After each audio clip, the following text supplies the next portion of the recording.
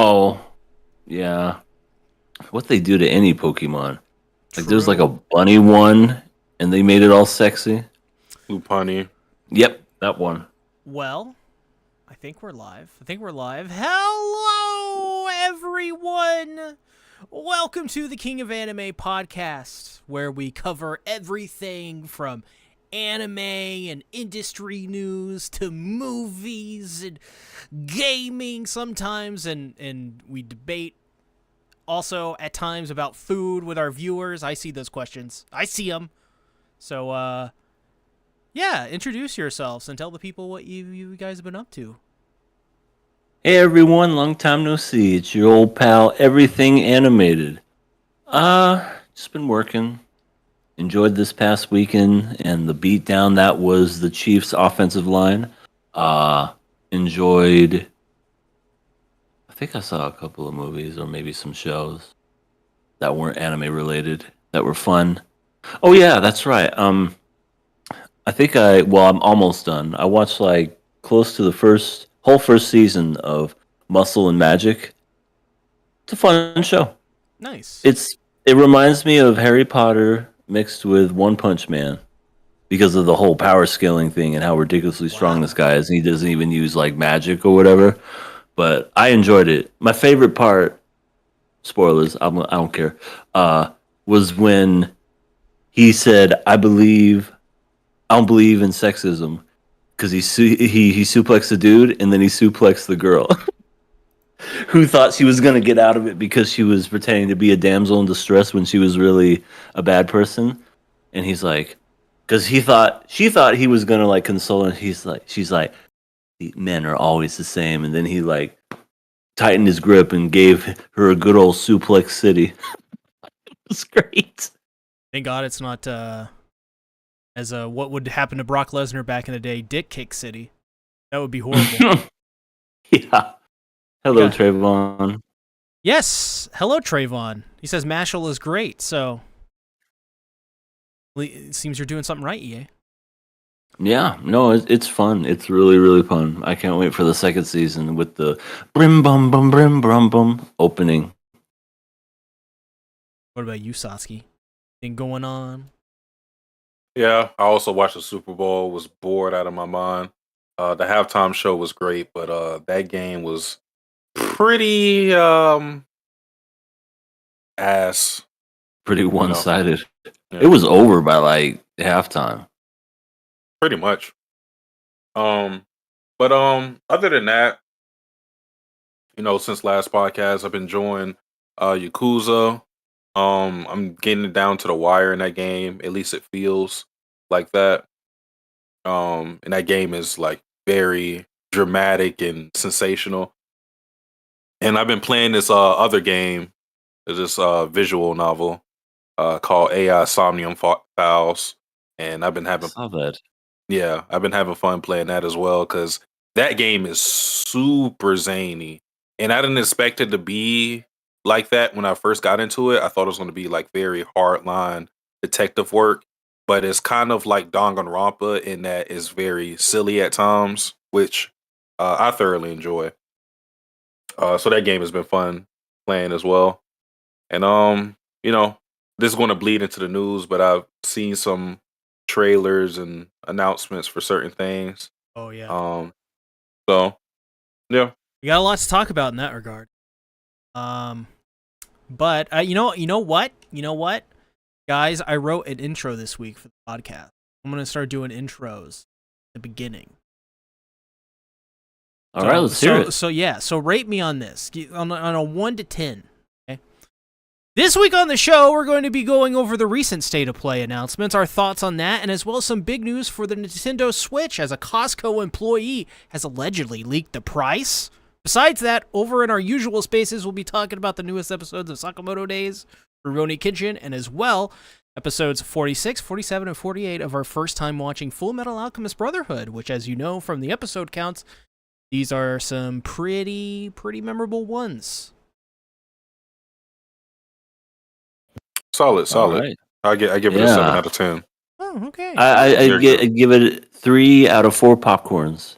3 out of 4 popcorn. That's basically, you can't get better than that.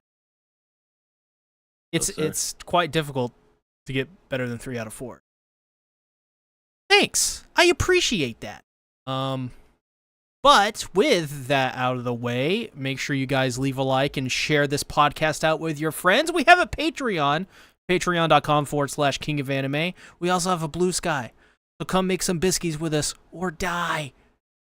And subscribe to us, bitch. Yeah, and if you follow us on Blue Sky, you would have known that we were going live today as opposed to our usual day, Monday. Did it. So, but you did it. Look at you now. Shell of your former self. What have you done? I know. QRW6 and Decrepit Storm are probably going, what's going on?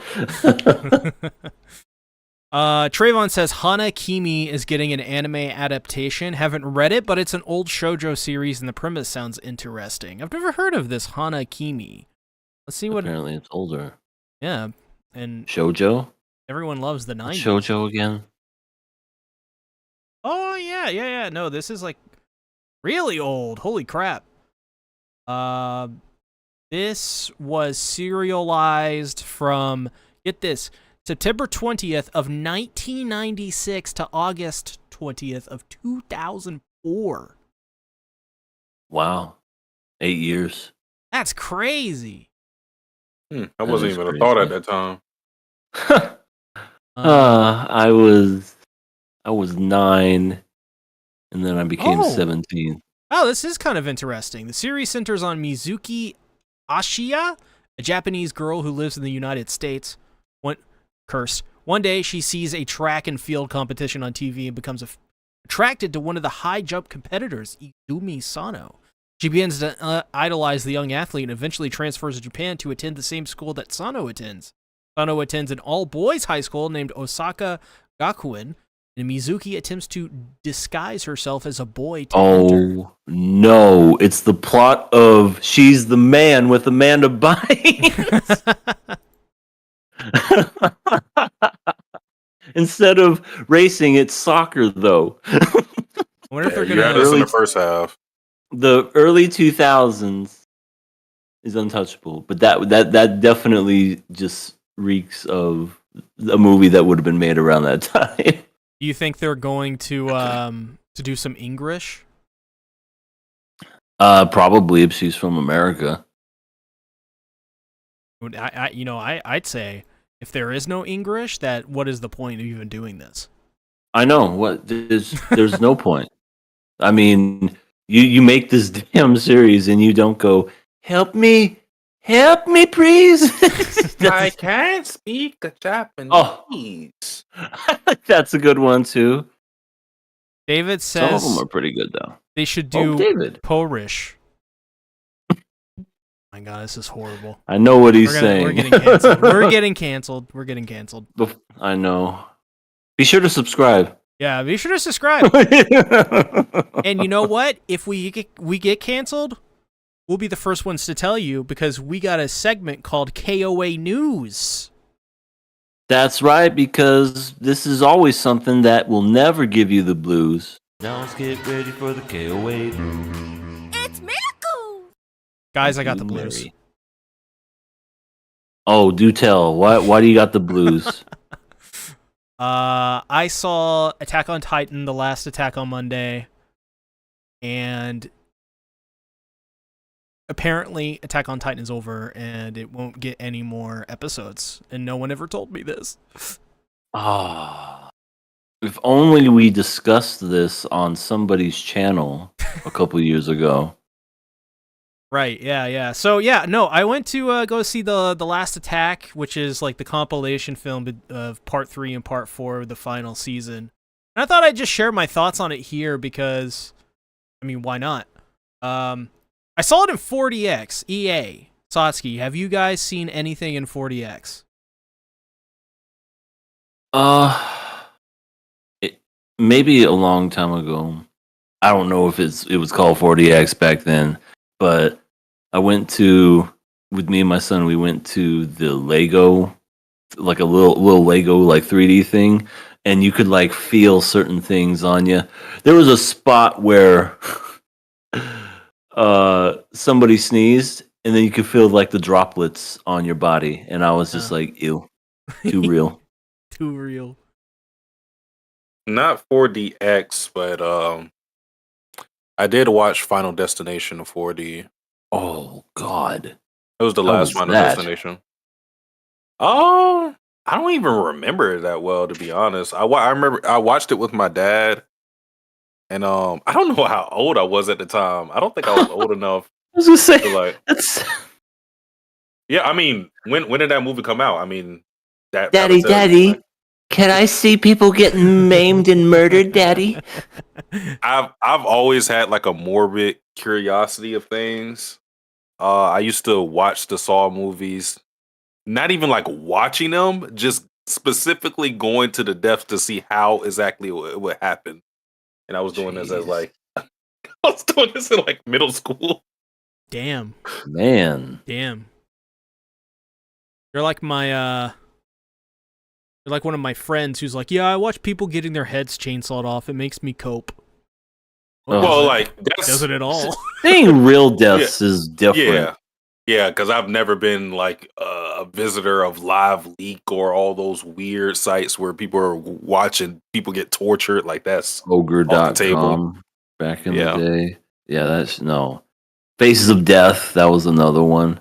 I could never do that. I could never. I don't know. I saw one by complete mistake, and it was back when Twitter didn't really regulate shit all that well, and it was one of those, oh, this is how I feel like going to work on Monday, and it's a really famous video in the 80s where this dude, he was a politician who fucking blew his brains out in front of everybody.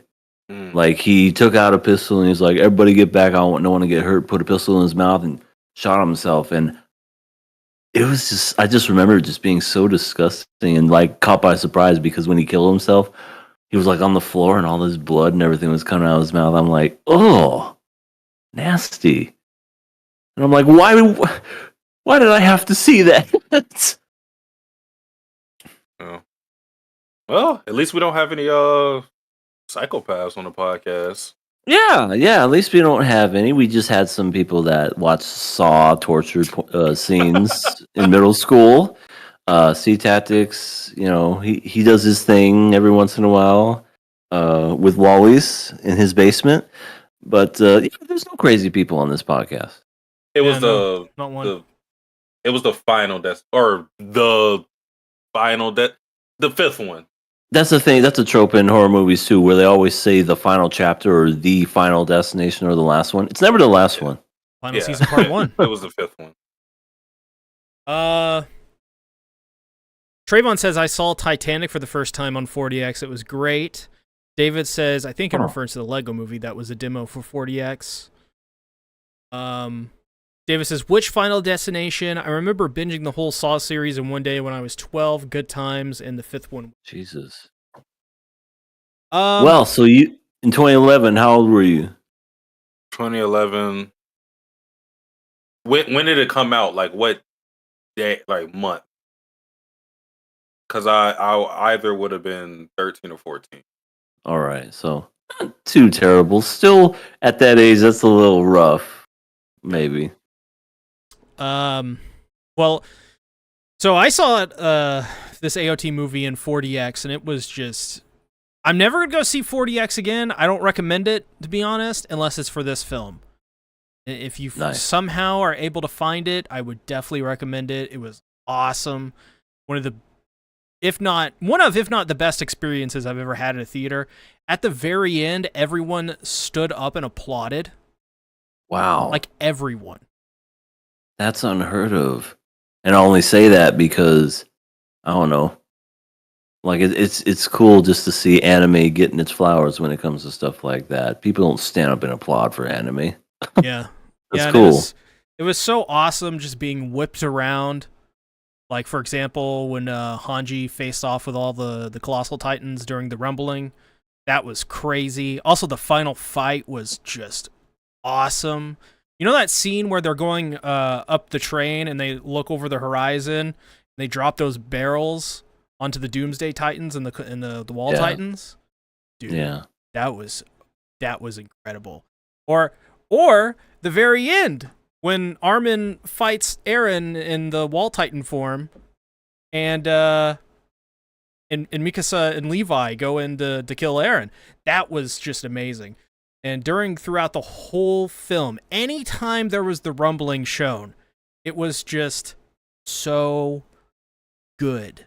Like, this film looked amazing on screen. I don't know what they remastered, if anything. To me, everything looked better. The audio was great. The audio design was terrific.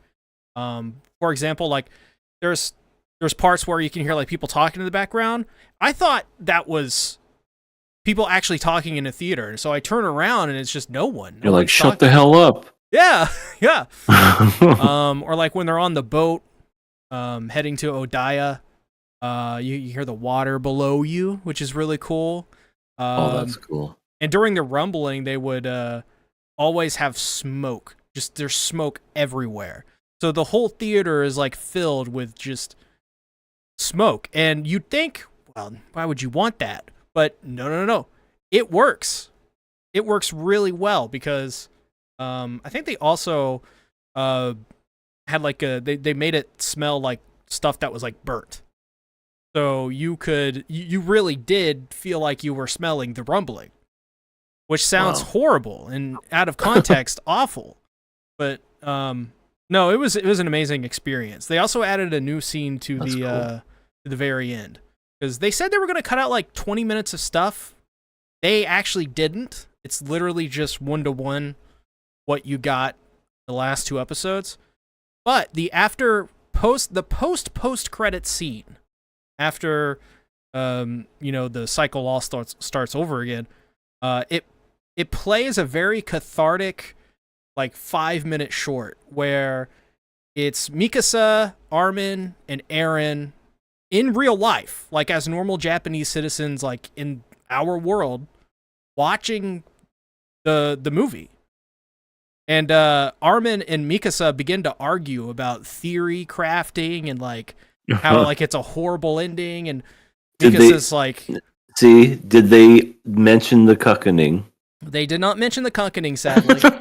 I wish they would have. That would have been great. But yeah, Armin was like, he was kind of like an ending hater, and Mikasa was an ending defender. And it was really funny at the very end, and they're all arguing, and they're just at each other's throats. They're like, well, what do you think, Eren? Huh? Prove our point, man. And Eren's like, well, I just want, if there's a sequel, I just want to come see the movie again with you guys. This was fun. And it was like this really cathartic moment. And right after that scene, by the way, is when everyone stood up and applauded.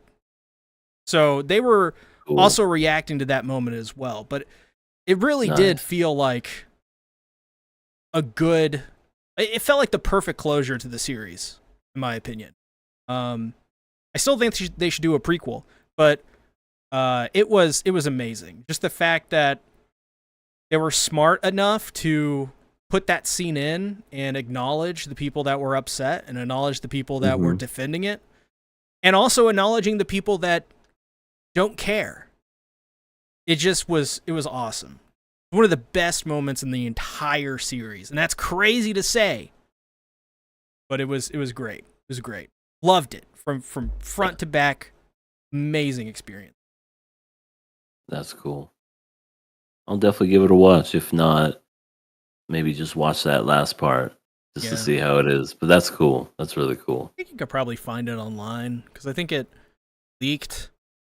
I know there is a version of it on YouTube somewhere, but it's like really low quality. It's like a screener from like a couple months ago when they showed it in Japan or whatever. But yeah, no, great experience. I would recommend seeing this film. It just felt right for Attack on Titan, which I think is what we said when the episodes aired. Like, this should be in the... Yeah. I thought that's how the final, like, last, what was it, like 4 or 5 episodes it was going to be in the theater, because I feel like that would have been epic, and I'm glad they did it like a year after. I mean, better late than never, but I mean, still, that's like, I think you told me this before, see, that's the only way to see the final chapters. Basically, is movie the Yeah, epicness. I think it is like if you watch the streaming version, you are doing it wrong. There is just you have to. The Last Attack is way better. It's Fair completed, which is crazy because it's a compilation film, but it's the way to watch it because of that bonus scene. And it's just great, all in one part. It flows so well together, so good. Nice. Especially the intermission bits. Like when there's an intermission, like you have this sense of foreboding every time it happens. Like, oh god, we know what's coming next. But yeah, awesome experience. Besides that, a new manga came out called The Martial King, and EA, you have to check this one out because it's basically Red Dead Redemption in an style. It's a Western? Yeah, pretty much. It's like a Western. Have you read it, I'm Satsuki? ready. Sign me up.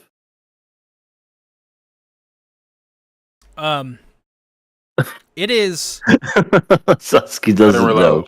I didn't realize I was muted. I said no. That's what I thought you said. Yeah, it's great. Like I've read the first chapter. It's really interesting. Oh, it's fairly new. I think it came out like a couple weeks ago. Okay. So definitely check it Give out. it a If you watch. guys are into like Red Dead Redemption or whatever, and you want to see like a manga do like a Western setting, then definitely check it out. It's really interesting. It's still very much like a shonen, but it's really cool. I love when animes do westerns. I love Trigun. I love Cowboy Bebop. I don't know. Just my two favorite things just being put together is just always great. Trayvon says, "What's your favorite horror movie?" We answered this before. Yeah, I don't mind giving it again. I love The Thing. As far as recent horror film, The Lighthouse is pretty damn good. Yeah, I'm gonna go with The Happening. Carrie. David says Ben is a masochist, likes to be whipped around. What a weird kink. It's not even a kink. It's not even a kink. Ugh. Right. Also, next up, want to tell everyone that me and Rising are going to be doing a collab. We're going to be talking about Witch Watch, the manga, the first 10 chapters. That's going to be on the Sea Tactics Dumpster channel. On the dump truck? On the dump truck. The dump truck channel. And for those that are fans of Lisa, she's doing a tour. The lady that does the SAO openings, all the Demon Slayer not openings. Lisa Simpson? Not Lisa Simpson. Unfortunately. She'll be she's doing like three night tour in June, late June. Gonna be I'm guessing in LA, in New York, and some other random place. Mexico City. You were 2 for 3. I mean, it's pretty basic. I get it. Yeah, makes sense. So that'll be on June 18th, 24th, and 28th. I just wanted to put that in there because I thought is interesting. I don't know if she's ever done a North American tour, but she's really good live. So if you get the chance to see her live, you should. She legit. Too legit to quit? But besides all of that, we had a state of play that yesterday for February 2025. There were a bunch of announcements, and I've listed them all here. But Nice. Did you guys watch it? Are you guys, anything on your radar? I did watch it. I actually watched it when I got home from work and everything. I was just like, let me just pop this on. Because, first of all, I totally forgot. And then I saw something online. I went, oh, yeah, let me go ahead and put it on my TV so I could watch it and skip through all the crap I don't want to see. But Probably everything. Borderlands 4? Yeah, Borderlands 4. That's Looks happening. pretty much the same. It Yeah. looks like the same game, which it doesn't really say what story or anything, but it looks fun. I mean, I think Like all the other ones. I think they said they're kind of going back to their roots in the first game. which is probably the way to go. Like, For sure. very light on characters, and it's kind of like a more darker story. That's probably the way to go. Trayvon says the state of play was beyond mid. Did you watch it, Satsuki? You're I did beyond not watch mid. it. I think I was. You said it was yesterday. Yeah, I was streaming. Yeah. Oh. And there is some like cool, interesting stuff though. It's just that, like, it's just not. Was it beyond some like small things? It wasn't really interesting. There's a Days Gone remaster which is coming out April 25th.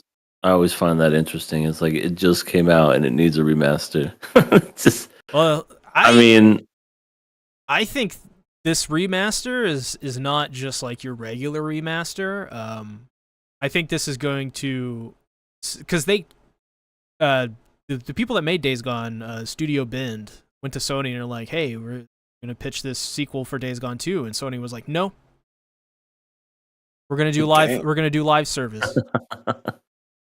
So I wonder if enough people buy this remaster that Days Gone will get a sequel, which should happen.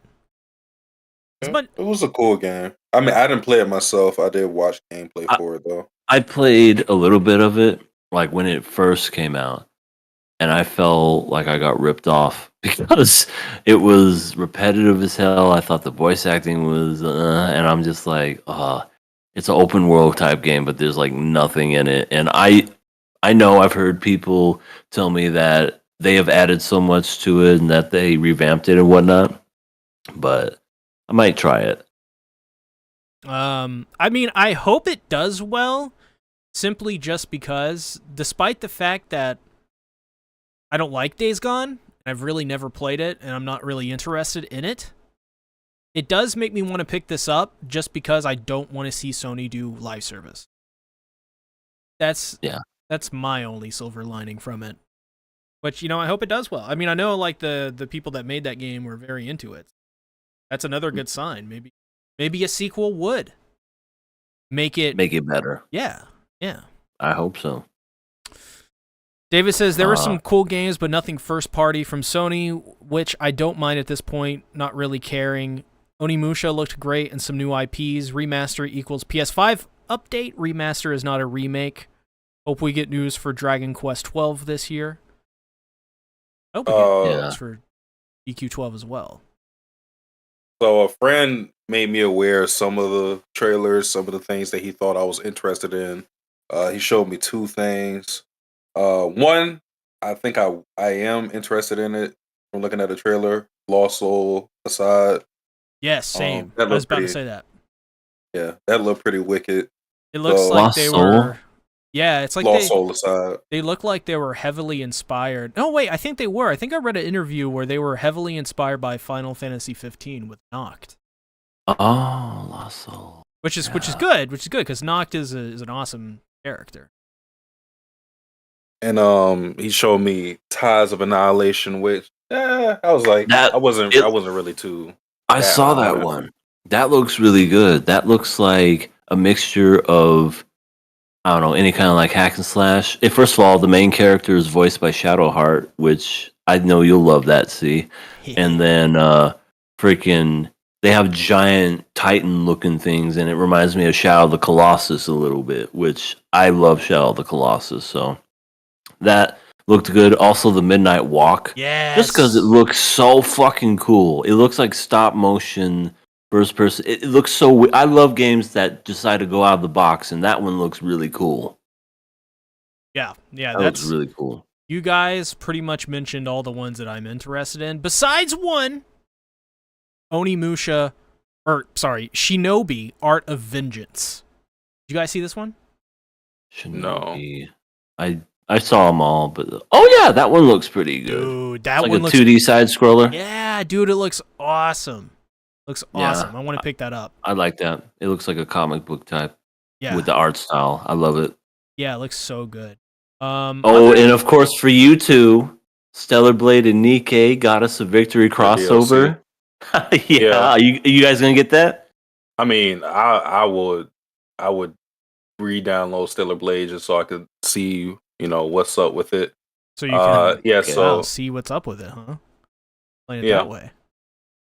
yeah, they show some of the characters. I don't know exactly what it is, but they show some of the characters I really like. So I at least need to play it just to see what's up with the Scarlet skin or whatever it's going to be.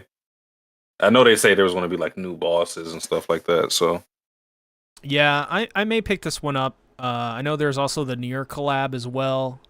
So it's a good healthy amount of content if you haven't played after after the game came out, which is me. So I platinumed the game. Got every Yeah. trophy you could get. So I was there when you did it. it was fun, very fun. As for any, Like a Dragon, Pirate Yakuza in Hawaii, that seems pretty fun, obviously, but it may be Digimon Story Time Stranger. That's interesting, just because it's been like 10 years since the last one. I mean, guys, I think we're forgetting about the most important game that's on this list: Sonic Racing. Oh, right. Why are they bringing that back? Sonic is the shit right now. They Guess make so. movies about him. They had a recent Shadow the Hedgehog one that actually looked really good. So I mean, bet they were like, "We need Sonic Racing now." We need it. David says dreams of another Metal Gear Solid 3 remake, Onimusha, The Midnight Walk, Tiles of Annihilation were the games that interested me. Mind's Eye was also interesting. It's made by ex-Rockstar devs. Yeah, that one should be interesting just because of the Rockstar dev involved. Mm-hmm. I mean, it looks really cool. I also might try Urban Myth Dissolution Center just because it looks like visual novelty, and I always like to try games like that. Another one. Yeah, I mean, like I said, I think the state of play was really, really, really, really mid. But the sum of its parts there's a lot of stuff to look forward to here. It's just nothing crazy. Sort of like an Xbox show. Yeah. What I mean, I'm happy that there's games that are coming out that I'm looking forward to. New Doom game is the big one. Yeah. A couple of other ones from the presentation and whatnot. But yeah. Oh yeah, and you have it listed here, but Kingdom Come Deliverance 2, I still need to beat the first one. That way I could play that, because I heard nothing but great things about that game. Yeah, let's get into that. Besides the state of play, I thought there were a lot of really interesting stuff outside of that, and more of kind of like the Xbox PC gaming world. For example, Avowed came out. It's got an 80 Metacritic. Of course, that's by Obsidian Entertainment, which is the people that made Pentiment, Grounded, Fallout New Vegas, Path of Exile, or no, Pillars of Eternity. Sorry. I was gonna say they made Path of Exile too. Wow. Yeah, I always get those confused. But yeah, they made Pillars of Eternity. Avowed is set in the Pillars of Eternity universe. There's like some people are saying it's like another subpar Xbox release, which is like I don't really care too much about that. Like, I'm not expecting at this point 10 out of 10 games from Xbox. I think they've shown they don't really do that. They're not interested in that. It's a shame. But it looks really interesting, actually. Have you guys checked out any of the previews for this or any of the reviews? Is it something you're into? Maybe a while ago, but I really don't remember, to be quite honest. Is it like fantasy? It is set in the Pillars of Eternity universe. It's like a fantasy game. People compare it to Skyrim, but it's really not. It's not like a Skyrim thing.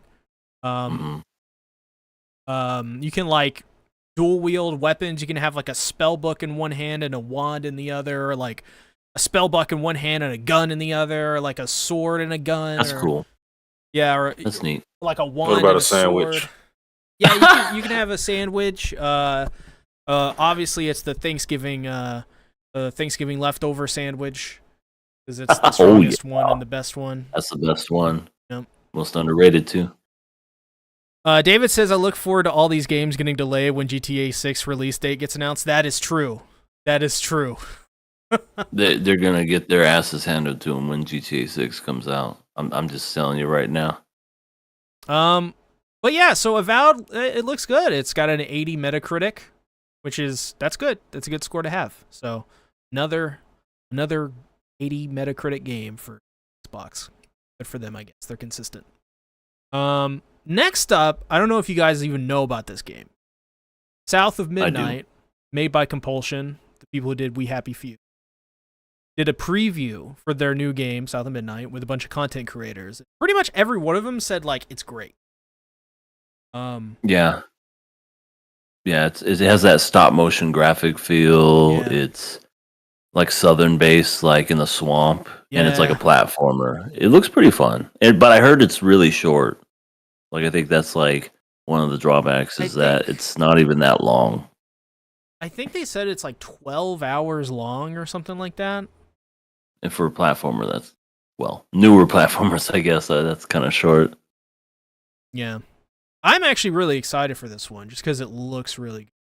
It's like a kind of like a different experience than you get with a normal platformer where it's just got it's almost kind of like Psychonauts 2, where it's just so odd. Yeah. But I think isn't this one based on like Southern culture? Yeah, it's Black like Southern culture. like the Southern, like the Deep South and the Bayou in Louisiana and stuff like that. Yeah, I saw it.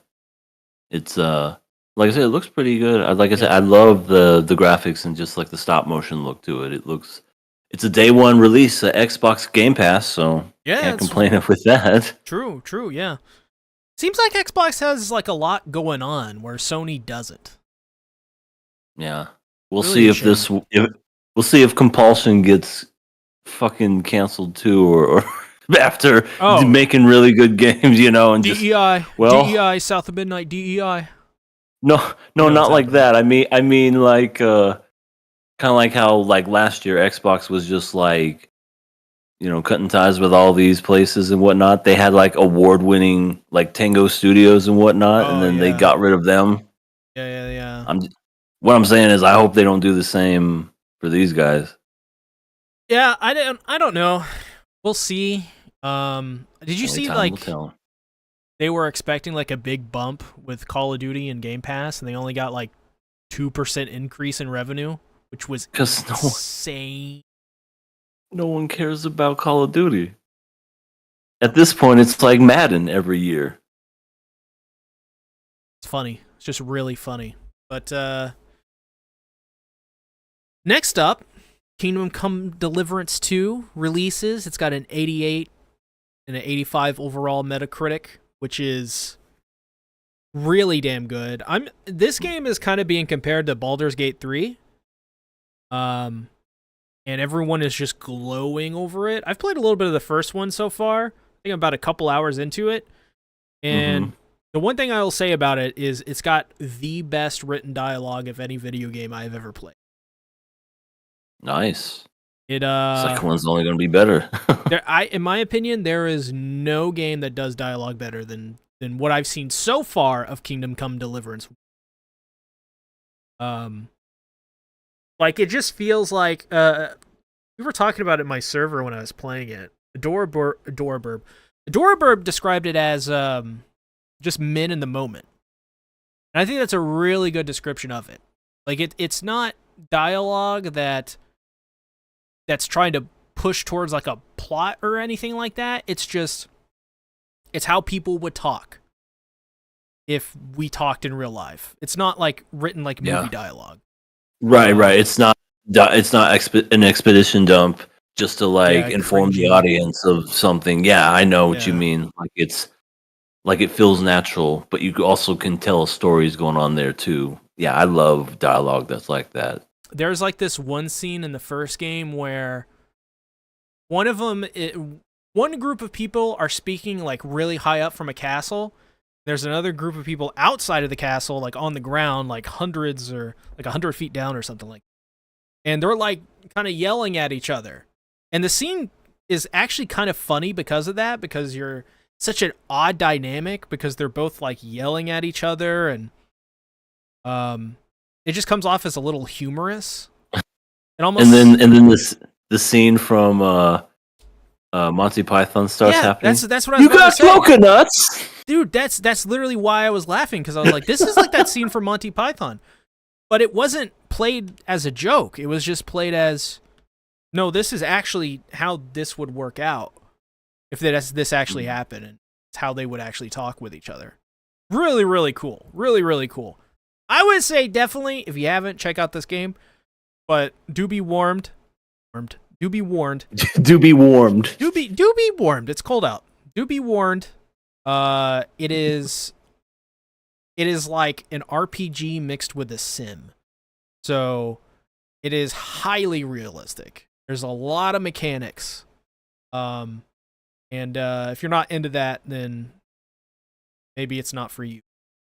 At the very least, the story is just so good. So good. Love it. And next up, we got some Nintendo Switch 2 news. A Costco employee has allegedly leaked the price for Nintendo Switch 2. It is going to be $449.99. I know this guy. He owes me money. Oh, he does? Oh, yeah, that's he right. works for Costco. Didn't you guess that it was going to be that price too? I said it was going to be like around 400. Well, if this is the final, that's what it's going to be, I'm like, yeah, that sounds about right. Yeah. Especially if it's a brand new console that's coming out later this year. That sounds right. You guys plan to buy it for this price, or you skip out? I mean, if they okay, because Nintendo's going to have their Direct here in April coming up soon. If they have, and they're going to have to showcase some games. If they have a really good game that is announced and will be coming out with the Switch 2, I think I might. I think I just might. If it's hell, even if they had a bundle where it was how the Wii, you got Wii Sports. Maybe if they did something where Nintendo Switch 2, and then you get Wii Sports 2 or something. I don't know. You get the Wii 2. They get the Wii. You get a Wii with the price of the Switch. I didn't know I wanted one, but I got it. I think this is a pretty good price for it, honestly, just because you look at Steam Deck, I think it's $100 more than this for the very base model. Mm-hmm. So I would say this is probably this is actually a really spot on price. It doesn't feel like PS5 or Xbox Series where it's I'm not paying $500 for this shit. No way. You pay $500, and what kind of games do you get? Nothing. Games? I was gonna say it. I was trying to do a whistle and it didn't work. That's what you get with all the. It's ooh, PS5 Stellar Blade, and then what else? Well, that was $500 well spent. You use it to play PS4 games, duh. Oh yeah, that too. It's all right. Well, I got these discs and I got all these things downloaded. Well, might as well play.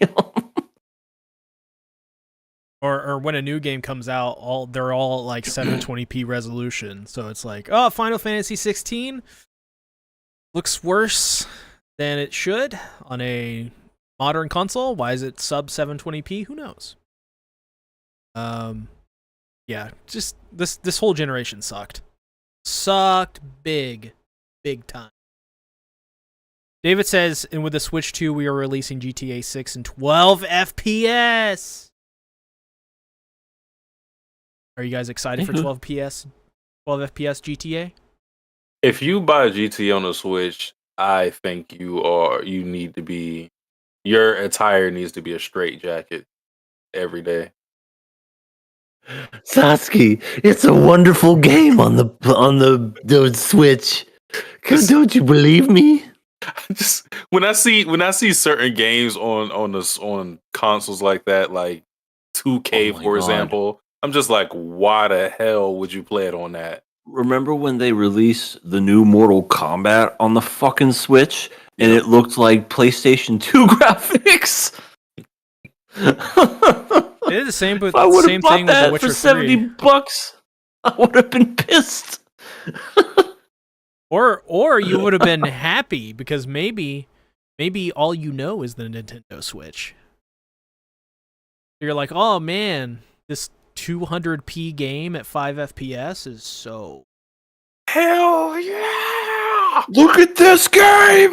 It's like playing GoldenEye on N64. You just I didn't know any love it better. when they T-pose. But if it's like multiplayer, I'm just wondering who the hell else are you playing with? Oh my god, and Nintendo sucks when it comes to online and multiplayer. You would get nothing but uh. Oh my god.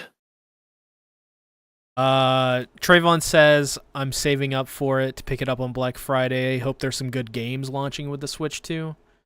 I as well. Well, there's probably going to be that new Mario Kart game. I know there's going to be Metroid Prime 4 because they announced when that's coming out.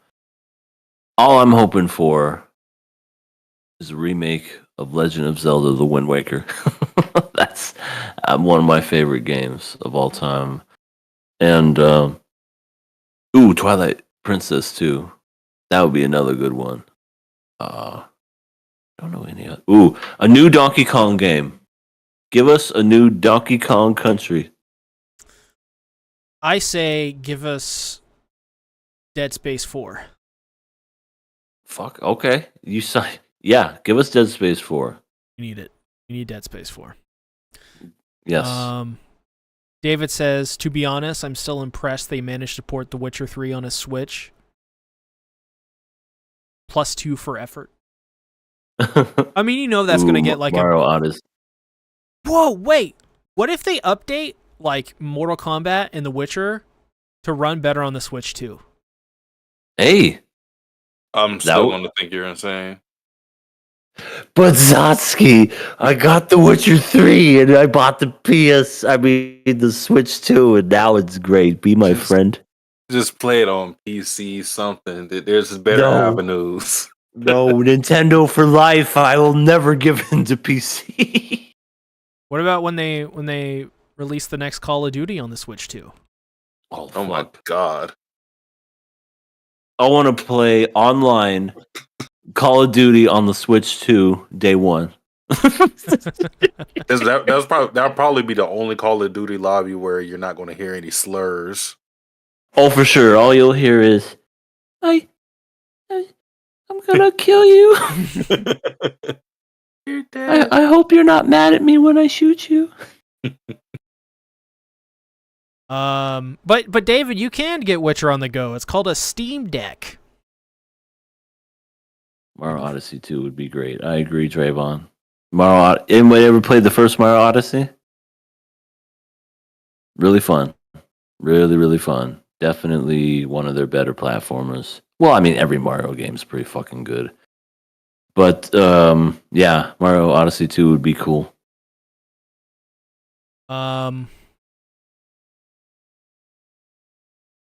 Dead Rising 4. They have a Dead Rising 4, don't they? 12. So some GTA 6 news. Take-Two's boss, Soulless Corpse Husk named Strauss Zelnick, probably worth at least $1 billion. Confirms that the game is on track for a fall 2025 release, despite doubts of it being pushed back into 2026 because of Borderlands 4 being announced. People thought Borderlands pushed out GTA 6 from its release date. And GTA 6 is like, no, Borderlands, you need to be pushed back. Yes. Because once this game drops, that's all everybody's going to play. I know I'm going to buy it day one. Yeah. I'm still thinking about it. I don't know. I have a PS5. It'd be the only thing for it, pretty much. I mean, yeah, just buy it on the PS5. That's what I'm going to do. Well, they're not going to put it on PC, so. Well, not yet. Not at first. I'm obligated to play this GTA because this is It's Florida. Yeah. We haven't We haven't had that GTA since Vice City, and that was. I mean, it technically wasn't before my time, but of course, I wasn't like growing up Tommy playing Vice City. Vercetti. Remember Vice City Stories? That was a good game. Yeah. The DLC for Grand Theft Auto 4? Yeah. Wait, no. No, But it's there like was DLC for 4. The stories, That was the pretty stories good. Gay games, Tony. Gay Tony and the biker one. the stories games were handheld spin-off. So Lost you played on RP? PSP. Is that what it was called? I can't remember. I know there was one where it was like a biker gang. The Lost Lost and the Damned. MC. Lost MC? No, it's the Lost and the Damned. Oh, okay. That's it. Lost in the Damned. Because, Sons of Anarchy was big back then. So they definitely pushed that. And then, Ballad of Gay Tony. Ballad of Gay Tony. I remember that too. See, I miss DLC where it was actually worth buying. That's what Rockstar used to make. With the first Red Dead Redemption, you had that zombie one, the Undead Nightmare. That was fucking cool. Yeah. But Rockstar is their own little thing, so they probably could still do it because it's Rockstar, and they probably murder if they wanted. They probably have murdered people. This guy's talking too much. See, Tactics, you're gonna go have a ride with us. You get the game early if you kill him. Oh, like that guy that released the trailer early. He got. He and then subsequently was reincarnated into, I don't know, the word like a rock. Turned into Fushi. He turned into Fushi. I also beat Me-Side over the weekend. You beat your what? Me-Side. You guys know about this game? MISIDE? Oh, I'm not aware of it. No, I'm not either. I'm sorry. Okay, I'm not going to say much about the game, but it is a first-person game where you have, like, you get isekai'd or like kind of like SAO sucked into a game world. There's this girl. Her name is Mita, and she is she thick? No, she's kind of like your like typical anime girl. Such a shame. A name like Mita, you have to be thick. But I definitely recommend it. I recommend both of you play it, actually. I think it's a really good stream game. Okay. So if you guys are doing stream it. I guess what we're talking about, what we recently played. I have a PlayStation 5, and what did I decide to play on it? The remasters of all 3 first Spyro games. Reignited Trilogy or whatever it's called? I love Spyro, and I played through 1 and 2 super quick because those are the games I played. I never played the third one, which was the Year of the Dragon. And I'm playing it now, and I'm just like, yeah, I would have loved this as a kid. It's so great. And I love that, I get, the most powerful console in the world, and I'm playing an old school game, even though it's not technically, it's a remaster of old school, but love me some Spyro. Voiced by Tom Kenny, voice of SpongeBob. Yeah, that's right. Like one of his most notable roles. It was like one of his first ones before he got into like cartoons. It was before SpongeBob. David said Me-Side had a higher player count than Call of Duty when it released, which was really funny. That goes to show you how good that game is. Very good game. Nice. Trayvon says, I want to get into the Mother series. I always hear great things about Earthbound. Yeah, it's I watched a video on it from Angry Video Game Nerd, and ever since I watched that video, I was like, I too have to play this game. Angry Video Game Nerd. He's coming here in a couple months. I'm going to try to see him and get a picture with him. Well, one final thing. The Steam Couch Co-op Fest, it's live, so you can get a bunch of discounts on a bunch of stuff. Baldur's Gate 3 $47, 20% off. Nice. Check nice. it out. Project Nice. Zomboid, 33% off. Mm-hmm. Overcooked, 75% Oh off. man, I remember Overcooked. That game pissed me the fuck off. All of the Valve games are like 99 cents. Divinity Original Sin 2, it's $13. Mortal Kombat 11, Ooh. $5. Quiplash. Yeah, lots of great stuff right now. I think Human this is Fall one of their Flat. better sales, like overall. Very, very like you can buy all of the Star Wars Skywalker trilogy for like $10. Mortal Kombat 11. Mortal Kombat Nice. 1 is $20. I know that game's Wow. not, exactly beloved, but Mm-hmm. so that's much cool. stuff. That's Definitely really cool. check it out if you haven't. Yeah. If you have a PC, play PC games. But other than that, do you guys have anything else for the news? Kind of a big week this week. Tons of stuff. Nope. Yeah.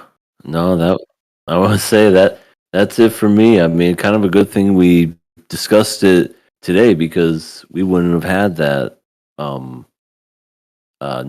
I was about to say Nintendo Direct, Sony State of Play, if it wasn't for that. It would have never existed if it weren't KOA, is what you're saying, Ian. Ooh, We put Castle Sony on the Crashers map. is $1.49. Yes. I love Castle Crashers. Gotta get Castle Crashers. Tons of stuff on the sale. I'm sure there's some stuff for PS5 and Xbox too if you're on those platforms. Or Switch. Alrighty, let's go ahead and let's get into Fullmetal Alchemist Brotherhood. These 3 episodes are very, very, very good. But I think that can be said for pretty much every episode. I mean, in this episode, we got the infamous Winry scene where she almost takes off her shirt. The one that I was talking about. And you guys are like, what are you talking about? That's not what I thought you were about to say. The fact that that was the scene that you remembered, or what you were eager to Everyone, talk about he's the most, just disturbs listen, me. he's just trying to eat his sand. He's trying to find his peace and quiet to eat his Thanksgiving ham sandwich. That's it. He's trying to beat his meat. What are you talking about? I mean, what, with a sandwich in his hand? That's not proper etiquette. Well, he's in Multitasking. Winry's. Yeah, you ever multitask? Eating your sandwich in the one hand, beating your meat in the other. What do you gain from doing that? Protein. What do you gain? Completion. Protein and Yeah, completion. you get meat is a protein. The other thing is a protein. Completion. So if you're a completionist. I don't even want. Nope. Not touching that. The 10-foot pole. But no, really. In this episode, we have like a bunch of stuff. We have a bunch of stuff with Greed and Roy and Olivier and stuff and Salim. What did you guys think about it? Can we talk about how Winry is the strongest character in this series? Yeah, pretty much. Yeah. I'm like, what? I titled the stream "Winry Power Ranked Defeats Goku." Is this true? I mean, we don't have evidence to deny that. I don't think so either. She literally took this wrench and defeated, I think it was like 5 dudes? Two chimeras. Mm-hmm. A homunculus. Homunculus. Greed, who has like an iron defense, carbon defense, and two of the soldiers she was with. Two of the brig soldiers. I don't think Bradley understands that when he's constantly threatening to kill Winry in front of the brothers, that he should be honestly more careful about that. Yeah, because if be afraid, all they had to do is make a joke, give it the gag atmosphere, and then give Winry her wrench, and I don't think Bradley would survive a situation like that. If like Ed was like, "What are you looking at? What do you have your one good eye looking at, Fury Bradley? What are you talking about, Ed?" She just knocks him out to the fucking stratosphere. It gives him another eye patch, but he wears two Dude. single eye patches now. Dude, all Fury Bradley would have to do in order for him to get knocked the fuck out is walk in on her changing her clothes or taking a bath or something, and Fury Bradley is done. Yeah. You know? Oh my god! It's not what it looks like, Ed. Get out of my room! I'm just eating a sandwich, young lady. The gag character strength is undefeated as always. For sure. When I saw that, I was like, man, she definitely has to be up there when it comes to like power and gag strength. Definitely. Also in this episode as well, we have a very interesting moment with Greed, where he says that everyone wants something they can't have, and that greed as like not as the person, but as like maybe a bad thing, but it also can be used to channel some good things, like protecting Winry, whatever. So Satsuki, Go this is ahead. good. I wanted to ask you, what do you think this says about human nature and the idea of what is bad and good? And specifically, is this just a matter of perspective when it comes to greed, or is there some like objective truth behind all of that? Well, it's the whole idea that everything you want to do everything in moderation. I think a indulging in something can obviously be bad, but also having a complete lack of something can also be bad. There needs to be a delicate balance. Fullmetal Alchemist always goes back to the whole idea of there being balance, and we can kind of see it in Greed, because what this relates to is father, because we know that the homunculus exists from the sins of himself, the sins of man. So he cast out lust, he cast out gluttony, he cast out wrath, all these different sins, which made him a human. And by Greed saying what he said to Ed in this episode, it shows you the difference between Hohenheim and father, in that one literally just does not have their humanly desires or their sins, which makes somebody a human. Desire is a good thing. Of course, avarice is a bad thing, but you would want someone to be ambitious or driven to do something, and that's what Greed was trying to get across to Ed, because it's like, yeah, if you have no motivation to, want to save the world and also save Winry and Pinako and everybody else, then yeah, this is probably bad. But at the same time, with Ed in that scene, he's trying to be more realistic about things, so he wants Winry to leave. Which that was also another scene I liked, where Winry just tells Ed, because Ed tells Winry and Pinako, get out the country because shit is about to go down, and Winry says, no, you save the country. Don't have any doubts about what you need to do. Like, don't have a plan B. It's the whole idea of burning the boats and moving forward and only forward. Also, show me your shoulder. Did you notice that Ed got bigger? Yeah. Has years went by or something? Months. I think Okay, we all because kinda have.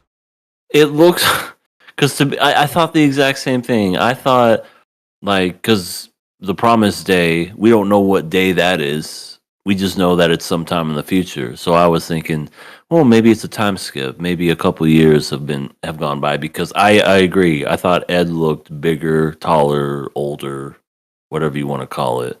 And I was like, huh, interesting.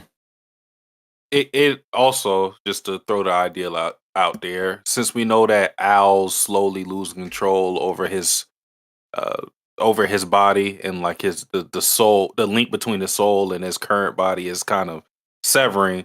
Maybe it could just be that Ed isn't having the burden that he once had with having to provide for his body and Al's body, since that link is starting to sever. Like now he's actually starting to grow because Al is starting to um like his soul is starting to dwindle from his body. Yeah. Like batteries that need to be charged or a light bulb that needs to be changed. Yeah. Yeah, I was going to touch on this really quick, but I did enjoy what Greed said, and I thought it was really neat because I sat there and I kind of like nodded my head too. I was like, that's true. When he said, when everybody thinks about greed, they think of like money or, like food or just wealth or anything that's power.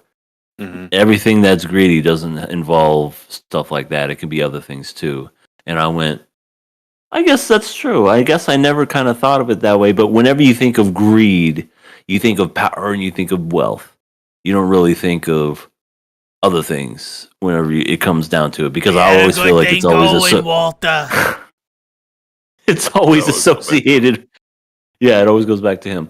But yeah, it's associated with that. And even though greed itself is a word, it could be interpreted many different ways. It's interesting to think about, I think, just in general, too.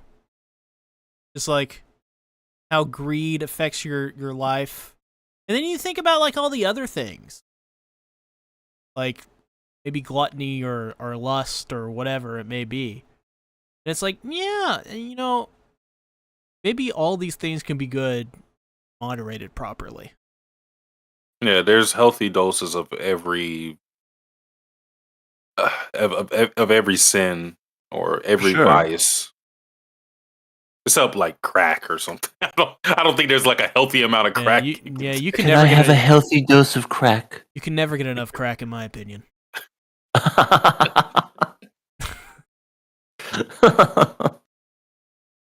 Man.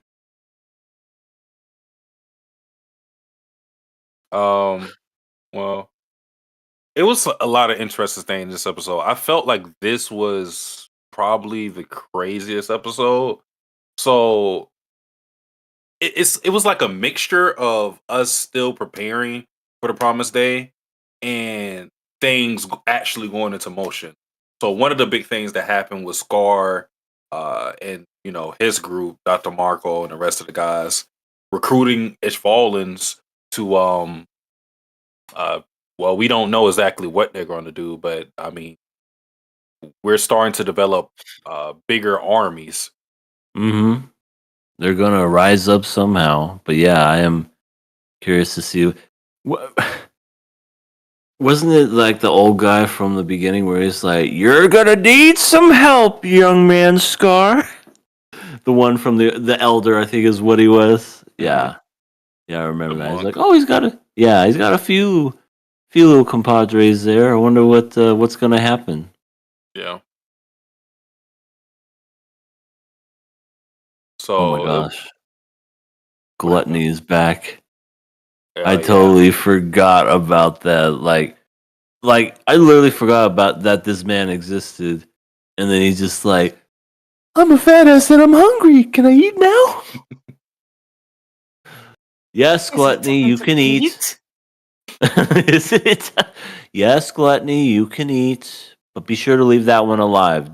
Just eat him.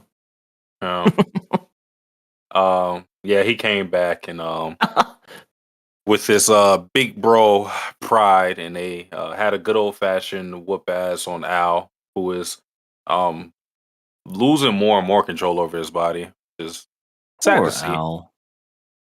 Al was trying something, and then he was like, "No, you guys caught me on a bad day," and then just absorbed. That's what he gets for complaining about his body. What? Oh, do you think this is a complaint about his body? Like, I'm too fat. Oh, I don't like my body. No, this is him Yeah, being remember- separated from his body, sir. Remember when he was like, "You guys just think I'm some puppet or whatever." What you get? You Oh, sound that's like what. you.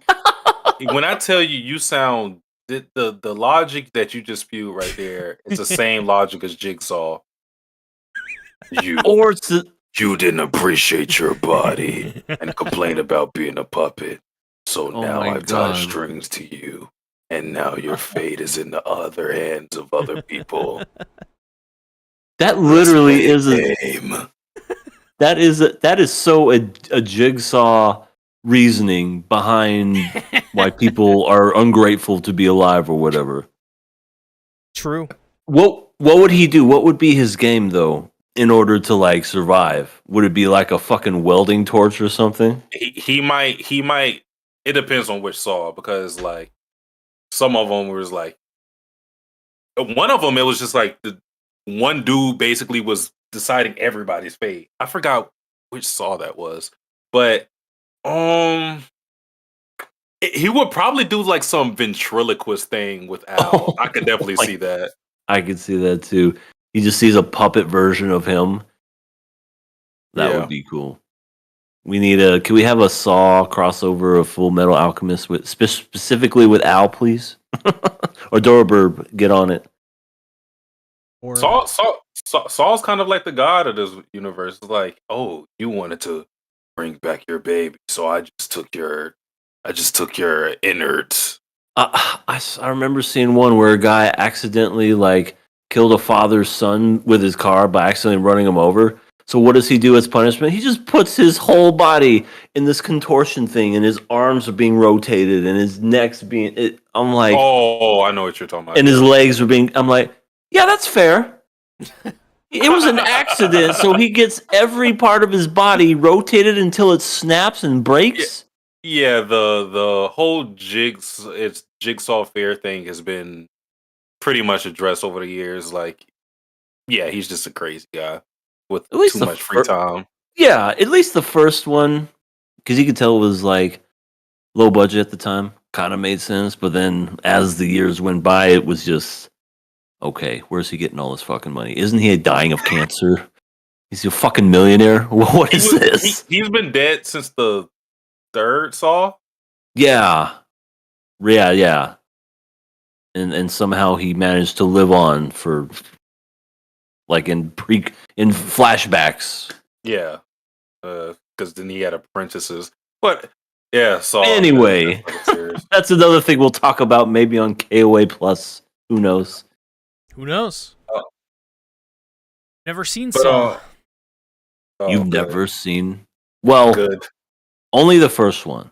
I would recommend that. Everything else you could skip. There's one with Chester Biddington. Yeah, that Huge was the fan. one that was in 3D. And they really put emphasis on the fact that it was 3D. Anyway, back on track. So Uh, I thought it was interesting when Roy and Olivier were talking. I really like their conversations now that I think about it. But when Olivier was talking about what she would do if she were to die, like, you know, who would take over the estate, she actually gives Roy her blessings and said, well, it was the conversation was, who would you rather let have the estate, your brother or Roy? And she said Roy, which I think speaks to her character as far as being someone who uh, values strength, of course. Like, I think we can all agree that Roy is stronger, maybe not physically, but uh, maybe in the combat. will. Well, yeah, that too. Yeah, stronger than Armstrong, and also just that Olivier bases things not on like emotion or anything, but what she's like, you know, the reality of things. You know, Hmm. like she's not going to let nepotism take over any of her decisions. So she's like, you know, Armstrong might be my brother, but I can be real, acknowledge that you would be better fit to take over my estate. Yeah. Can we say that Roy maybe has a thing for Olivier? I think he really likes to flirt with her because he knows it bothers her a lot. Yeah, she turns into a complete Cinderella. Like she is the ultimate Cinderella when she gets any type of compliments. No wonder she's single. I think it's more so she doesn't really have that feminine side to her. No, So not like even. it just doesn't it really just irritates her. You know, and But Roy knows that, so that's why he yeah. Didn't he like say something too about that where he's like, "Oh, you're something with like the flowers yeah, or the something." flowers being like very like feminine. Yeah, and she was just like, "Throw him in the fire. Fuck you, Roy." Yeah, this are some perfectly good flowers. What the fuck? Gave him a. She wants special- swords, not flowers. But he Oh, also yeah. gave her a special love note. It said Salim is a homunculus. It's so romantic. I know. I mean, you couldn't. I mean, that just touches the innards of your soul. The cockles of your heart. The cockles of your heart. Yeah, I know. He doesn't want to be told that. Yeah, I think she would absolutely swoon over a guy that gave her like a shit ton of swords, maybe even like bullets Gilgamesh? or grenades. Oh my god, Gilgamesh. My lady. It's like a bouquet of daggers, and she's just like, oh, You know what? they're so beautiful. That's probably how Gilgamesh would flirt too. I think Olivier is actually a stronger personality than Gilgamesh is. Gilgamesh would absolutely destroy her. True, but just at least in terms of like how they act, I think Olivier may be Oh, more okay, yeah. more crazy than he is. I mean, it'll be an interesting dynamic just because of how strong-willed she is and how Yeah. insistent he is. You know, it's kind of like, I mean, it'll be kind of similar to his relationship with Saber in that sense. Yeah, that would be interesting. I'd like to see that dynamic. Make it happen. Adorable. Why are we just calling upon Adorborb? He's the one to make it happen. He's the one that makes these fanfics happen because he's an artist. There you go. Beast. Well, speaking of art, Bradley got blown up. Yeah, fuck He's that dead. guy. Yep, he's dead. There's no way he's not dead at all. There's 150% chance he is not dead because in every medium that we've ever seen in everything, this is how people die. We never see them come back ever. Nope. It's not going to happen. To me, it was a fairly convincing death. It was kind of sad. Oh, after he yeah. died. Yeah. Oh, no, that's what I'm saying, see. So he's definitely not coming back. No, I'm sad. Like, he's left a family. The wife's probably fucking just crushed. Yeah. You know, honestly, if I was watching this when it was airing, I would have mailed them. I would have said, "How dare you?" You would have mailed them a letter going, "You killed the best character in the series." And you know what? At the very end, I would say Salim is a homunculus. P.S. Salim is a homunculus, in case you didn't know. Call is coming from in the house. Shit. Mom? Bradley? Daddy? Yeah, I don't know if if he's dead or not, but Oh, he's 100% not dead. I mean, It was a great plan too, though. No, it was well executed. They did a good job of luring him out and doing what they did. It's just the people that were inside that cart are dead. Bradley, on the other hand, is not. I mean, he's a homunculus, so Right. but he is a humanoid homunculus. He is very different from Lust and everybody else.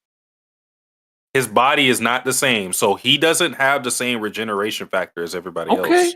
Well, then maybe he has a pinky missing or something. You know, he has to have some singed Maybe fingers.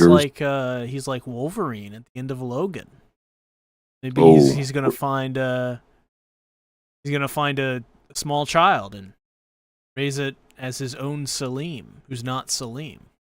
And then he's gonna get impaled by a fucking log and then die. Right? Yeah, and it's gonna be sad. I mean, it was already sad enough when he died in this episode for good. You know, David, I don't think he is built different. I think he's built the same because he's dead. He's built like a sea dumpster truck. Yeah, he's built like a dump truck. I thought the last part of the episode was so interesting too, because once everybody gets news of what happened with Fear King Bradley, everybody's freaking the fuck out. And where's my purse? Gotta find it. Olivier was looking at the situation thinking, okay, everybody's panicking. Well, she was disgusted to see everybody panicking, which really love because that emphasizes that side of her character and how she built Fort Briggs. And we literally saw the contrast when Olivier was gone and she went to Central. Fort Briggs had a whole fucking country try to invade them, and what did they do? They just handled it. They owned their asses like the Eagles did the Chiefs. Yeah, and because that's how they were. That's the structure that she built. She built that system to be the sum of its parts rather than the head equals everything, you know. So she figured once she saw everybody panicking, okay, maybe this is the time for me to seize power and you know, essentially take over the operation.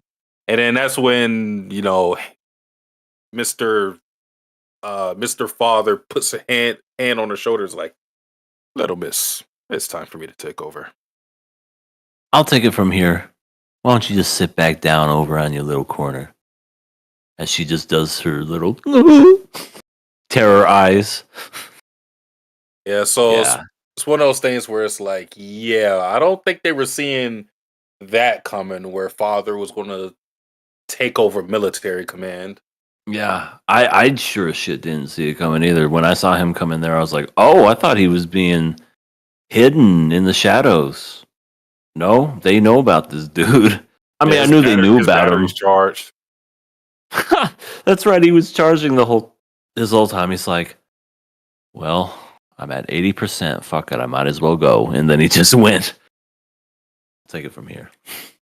I'm just curious to see what he's going to do now because we haven't seen what happened since that episode.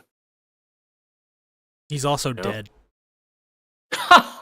He just shows up and then is just falls over, croaks, and he dies. Everyone died this episode. Was a good idea. We just don't know What the it. fuck just happened? Everybody just sits around. Well, Bradley's gone. Father just passed out, fucking died. What are we gonna do? Up comes Olivier. I will lead the charge now. And that's something else we're going to talk about. It's interesting that in this big war that we're having, there's also just like the political side of it. So it's not just that we're fighting, we're also plotting and scheming. Which I'll talk more about that in the next couple of episodes because that's very important. Speaking of, do we have anything else to talk about with this episode? No, I think that's it. Alrighty, let's go ahead and get into episode 47. 47 indeed. I have a question.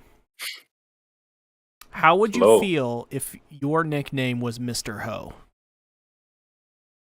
I mean, disrespect it. I mean, if you put a ho after it, I think it might be cute. If they call me Mr. Ho Ho, it's just one of those like I'm Santa, or I love those little cream-filled like ho hos. Hey, Mr. Slut. Yeah, that's essentially what it would be like. Hey, Mr. Doesn't keep legs closed. Well, they call Hohenheim Mr. Ho. Yeah. I'm sure he doesn't mind. He has a whole village inside him. I What if don't think he cares. What if they're bullying him? He's just like really, really anxious He about wouldn't it. notice. He wouldn't notice it. He would be like, Yeah. He's devoid of those kind of feelings where social media would not get to him. Like if people called him like a hoe or anything like that, he'd be like, huh. They calling you mid on Twitter. Oh, hi. Oh, really? Well, I bet I'm just going to finish hammering this nail. Yeah. Well, besides that, this episode, on fun. She back. Oh, Lon Fawn had the best welcome back episode. There's characters that I completely forgot about. I said Gluttony in the previous episode. I've forgotten all about Lon Fawn. And then, she comes in fucking with her badass arm and slicing up Gluttony and everything. I was, as the wrestling fans would say, marking out. I was like, holy shit, fuck him up. I was excited. Then she trips and you go, Botcha Mania. You fucked up. Yeah. You talk too much. But It's She the never perfect showed opponent up. for her to come back to, since it's essentially a rematch. In a fight that was, I can't say interrupted since he was already there, but Bradley basically neutralized everybody else in that fight because he's so strong. But this time we get to see her really show her chops, because this is kind of like home field advantage because nobody else can see. Lon Fawn can see. And with that Automail upgrade, she needs to be moving pretty good. Yeah, and her arm turns into a fucking knife. And she's just slicing up Gluttony. I love how Gluttony, every time he was getting cut, stop! It hurts! Well, you make It's a good argument. I think I'll stop now. Oh, you're right. Dude, this guy's hurting. I don't think we should hurt him Sorry, anymore. I didn't mean I'm sorry. I didn't realize this would hurt you. I just wanted a fair sparring match with you, one-on-one fight. Why do you stop me from eating? I just want to eat. His sound logic. I mean, here's some rocks. Oh no, that was a great fight though. I love how it was animated. I can Gluttony, only have you don't no carb. You have no right to be this picky. It's for my glandular problem. Speaking of low carb, I rewatched Mean Girls recently. I don't think I talked about it on the podcast. It was a good fun. Didn't like the ending, but Mean Girls is a well-written movie. I think it's pretty good. Tina Fey wrote that, and it's pretty good. I like it. Yeah, I think it's kind of a classic, I had a lot of fun right? with it. Yeah, I would say so. It's 20 years old, and then they remade it for no fucking reason. They should do a second one called Meanier Girl. Meanier Girls, like Freakier Friday. Yeah, exactly. Meanier Girls. Meanest. Me. These girls are literally just like, it's a movie about girls that are Nazis. Like, whoa! Whoa! Twitter.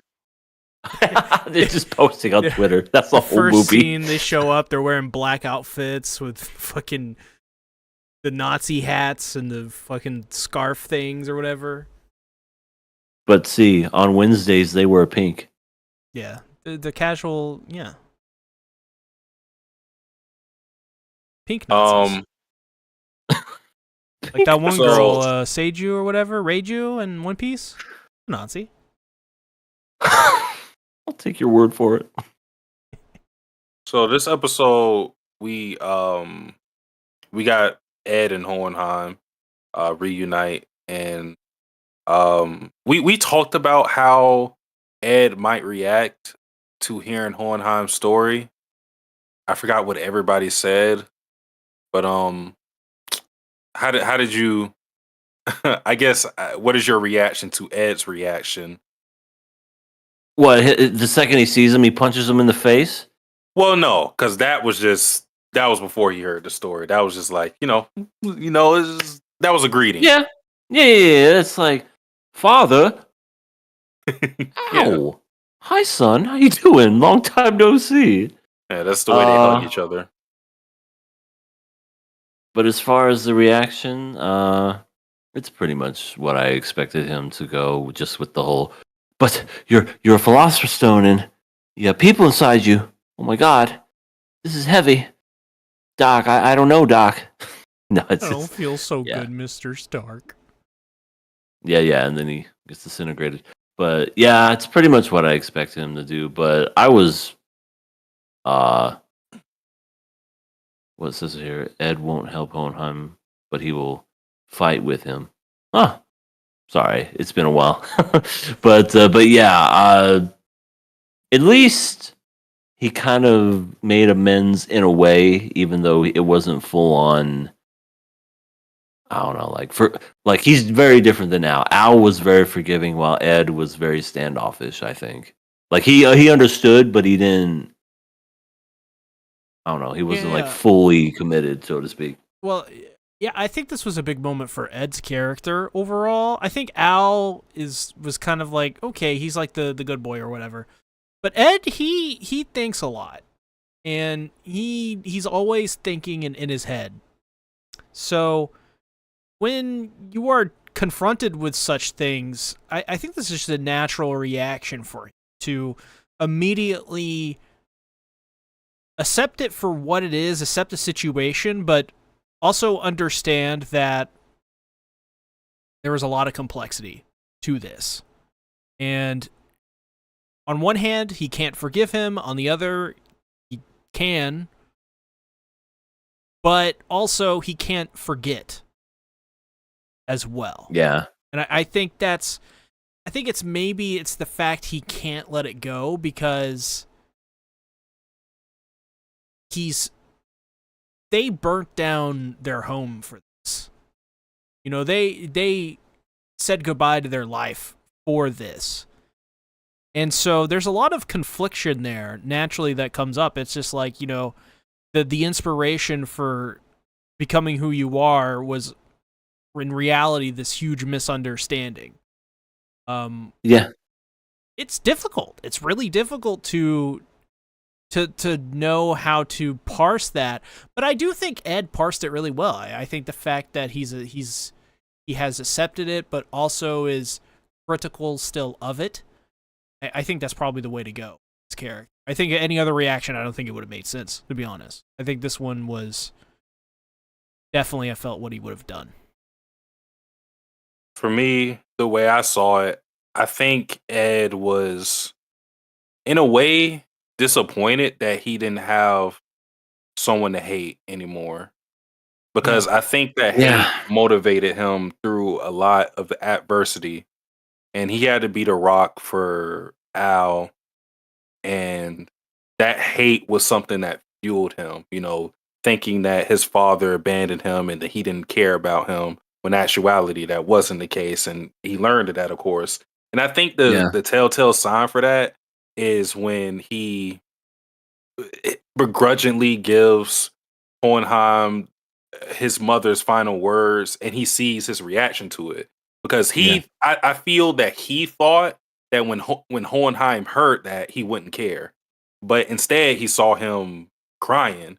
And that, like, made him, it took him aback, like, whoa. Yeah, it's like the air out of the room. Yeah, he was like, wait, he actually cares. Like, oh, I had this whole thing rolling the entire time. Yeah. I mean, sometimes it be like that. Like you have this idea of what somebody's like, you know, and you have that motivation, you have this hatred or whatnot, and then I don't know, one day you just have a talk with them or you look in their eyes and you're just like, why did I even hate this person to begin with? You know what I mean? It's just kind of like, you know, he's not that different. He's my he ain't heavy. He's my father, baby. It's kind of like like Attack on Titan. Eren goes to Marley and he's talking to Reiner and he's all the people here are just the same as the people on Paradis, the exact same. Yeah. And it's kind of like that. It's kind of like, in a way, Ed realizing, oh, it's human, just like me. Huh. Yeah. It could definitely shake you because I don't know. I think it's one of those dynamics when you see a parent, you don't see him in a vulnerable state. I mean, it's different for everybody that's raised, but I don't know. When you're at a certain age, you kind of look at your parents as these all-knowing, all just like, wow, these people know everything. They're incredible. These are my parents. And then to get something kind of like thrown at you where Humanizing moment. yeah, like a humanizing moment where you see your dad break down or something that your mother does, or you just like, wow, I guess they're not so different than me. I guess they do understand because when you're like an angsty teenager, these parents don't understand. Life's unfair. This is bullshit. But they know Yeah, all too well. They know. I think this also just it makes Ed go back to the scene because when was the first time Ed seen Hohenheim? It was at Trisha's grave. It Mhm. was at her tombstone. So he looks at that like, oh, you don't even deserve. That was his like first response when he sees Hohenheim after all that time. Like, you don't deserve to be here and pay your respects. You left and all of this. And now that he has the information of why he left and why he was away, and seeing how he reacted towards those last words, which was I think the last words were sorry. I couldn't keep my I'm, promise or something. yeah, I couldn't keep my promise. I died Referencing that before she's you. yeah, referencing that she was dead before Hohenheim. So Crazy. It's of crazy. She was smart enough to know that she was dead. course, Well, she was dying. She had like a sickness or something. yeah, mystery disease. Yeah, we don't know what it was that she had. Um, She had what Jenny had at the end of Forrest Gump. Good night. Isn't that AIDS? Oh, you done? Yeah, I think it was AIDS, even though they never said it was AIDS. But I don't think she had AIDS. I don't think Trisha had AIDS. AIDS. She had the She didn't anime have mom. age. No, she probably had cancer or something. I don't know. She had the anime mom. Yeah. Oh, she just died because she was a parent Yeah. in an anime. Well, somebody has. So. She looked down at her But, hand one day and went, "Holy shit, I'm an anime." Oh no! Oh no, and I'm a mother. Shit. Well, we get Ed and Al's reunion. It was Very so touching. sweet. And yeah, it was so wholesome and sweet. How Al was just like, I've been waiting for you, brother. It's like, oh, I've been waiting for you too, man. Come here. And then he goes, Ed, why do you have like 6 pupils in your left eye socket and 1 in your right? In fact, did you used to have eyeballs like that? Yes, Ed. Come to me. Question. Ed, come over here and give me a hug, big brother. I don't like how you're saying that, so I'm just... Somebody kill the lights. Yeah. So Pride is puppet controlling Al and attempts to kill everybody with his body, or well, basically With his body. as a lure. Come here, big boys. I'm Yeah, milkshakes bring all the boys to the yard. My it's- big giant suit brings the boys to the... It's sorry. important to note that this is happening during nighttime because of Pride's powers and the shadows.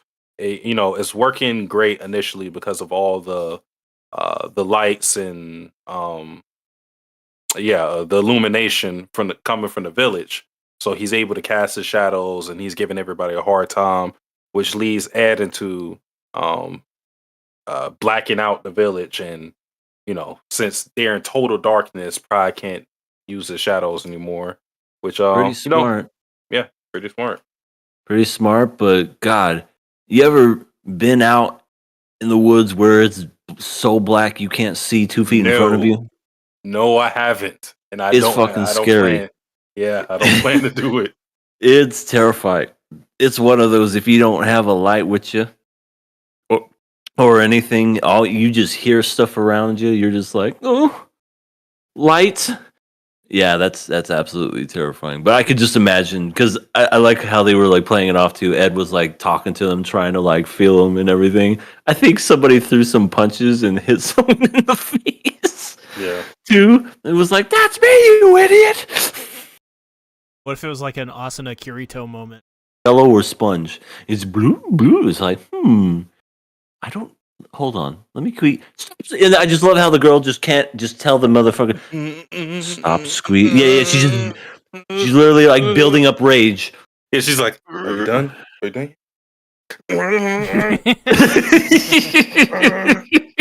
Knock it off! Yeah, and then just uppercut, dead. Exactly. When Winry comes in with the wrench. So far, no groping in Fullmetal Alchemist. Well, other than the booty from the old pervert. But what I mean is, like, Ed didn't like do any of that to Winry. Thank God. They should change Winry's name to Wrenchry. Just call her Wrench. That would be kind of a fitting name. What's your name? My name's Wrench. Why do they call you Wrench? Baka, and then just hit I you kill with a people. wrench. I kill people with my wrench. Yeah. Smart plan, though. Yeah. So we basically just get Pride Gluttony versus the two Chimeras, Ed, and then we get reinforcements with Lanfon. Oh, Lanfon. That was awesome. Great introduction. And Greed as well. Yeah. Is that it for episode 47? Do you want to go ahead and get into 48? No. There's one more thing. Okay. Dusky, can I kiss your boo-boo? There you go. What happened there? Nothing. I don't know why I did that. My God, Satsuki, you have a finger. What? This Sorry. is blowing my mind. Sorry to tell you. Oh, I've been living a lie. I didn't think you had one of those. I saw the 9, but then the 1 extra. Holy shit, dude. My life has been What else are you hiding from us? What else are you hiding from us? It's like third act of a movie, or right before the third act of a movie, where we have so the falling out. So you're gonna tell me you have no hair and that's just a wig? If that whole thing fucking came off, I don't know what I would do. I'd literally go. The podcast will be over. I'd be like, hold out your tongue, Satsuki. Are you a lizard man or not? Just the eyes blink sideways. Oh God. I'll just be like, just turn into a Junji Ito character, and I'll just start screaming at Satsuki like at the top of my lungs as blood is shooting out of my mouth. Do you understand? I thought you were gonna say, "I know what you are," and you totally ruined it. Sorry. Well, what I was going to say is, I was going to talk a little bit about Grumman and Old Pervert, and the one kind of weird scene that he has with Miles, because he's overseeing the operation to find Fury King Bradley's body, which they don't have his body, so he's alive. They didn't find his body there. I was gonna say, and you don't have you didn't find a body. That's textbook. He's not dead. Yeah, but so it's the way they play it. They make it seem like Grumman said this, but then they make it clear that Miles is thinking that Grumman says this, and what he's thinking is that Grumman is going to basically let things play out, let Roy and Olivier basically stage their coup where they're trying to take over the government and seize power since they figured that they killed Fury King Bradley. And essentially, he's like, all right, when things get bad, I'm going to swoop in with my army and I'm going to take care of the usurpers, which are Olivier and Roy, and basically seize power for myself. Again, this is what Miles is thinking that Grumman is thinking. So this isn't confirmed to be Grumman's thoughts, but this is what I was referencing when I was talking about some of the political things that are going in the background. Because you got to think, even though we're fighting a war, there's two wars. So like there's the actual fighting that's going to take place, and then there's the war of like information and like political struggle that we have. Because when this is all said and done, who are the people going to follow? Like who's going to be the new leader? What structure of civilization is going to be left intact? Because how are people going to just accept that these two guys, Roy and Olivier, essentially orchestrated the death of Fury King Bradley? Like there has to be justification for that. Mm-hmm. And we get more of that next episode, but yeah, it's interesting to see people still like vie for power, even though like we're fighting a big war with all the homunculus and other nonsense. Yeah. I mean, if he does try to do an insurrection or usurp or whatever, I mean, I know this is all in Miles' head, what he's thinking, but if he actually goes through with it, with the fact that Father is now overseeing everything, they're going to get wiped out. Oh yeah, well, they won't even get the chance. No, they won't even come close. They'll be like, charge! And then they'll all just get incinerated. Zzz. Yeah. Unlimited power. Well, that it for 47? Oh, it was funny to see Pride get his ass whooped. Oh yeah, he was getting destroyed by that lion dude. Or was it the ape? No, it was the lion dude. No, it was the furry guy. And he also said, he says he knows who Salim is. So does that mean in terms of like power ranking? Does this mean like the furry guy is equal to Kobeni in power? After all, no, she knows what you are too. No, it just means that he's beating up on a hard shell containing pride. But he said he knows what he is. He doesn't know Jack. He's just trying to sound tough. You know nothing, Jon Snow. But yeah, Pride is just getting bounced around and fucked up, and he's just like, oh, you just beating up a kid? Fucking pervert. And then he's just like, don't say it that way. I'm going to crush you. Sexist. I mean, not sexist, but you know what I mean. He's just like, no, stop saying words. It's like Kurt Angle when he was doing his promos against Rey Mysterio. I don't suck. I'm a man, and you're a boy, and I'm a man that likes to get on top of little boys. Wait, no, that came out wrong. No, stop. No, that's not funny. What I meant to say was... Great stuff. But yeah, that was funny, him getting his ass handed to him. I don't know. Like just his cocky, well, it's Pride, so of course he's going to have kind of a cocky attitude, but just love to see his smile get kind of like wiped off his face every once in a while. Yeah.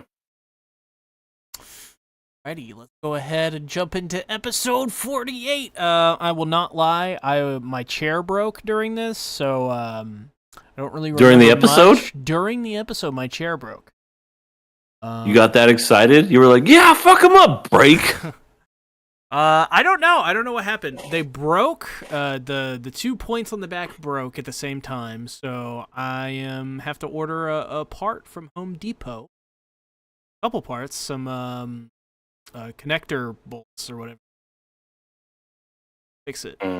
Otherwise, I'm going to pay $100 to get the back replaced. So, not doing that. Damn.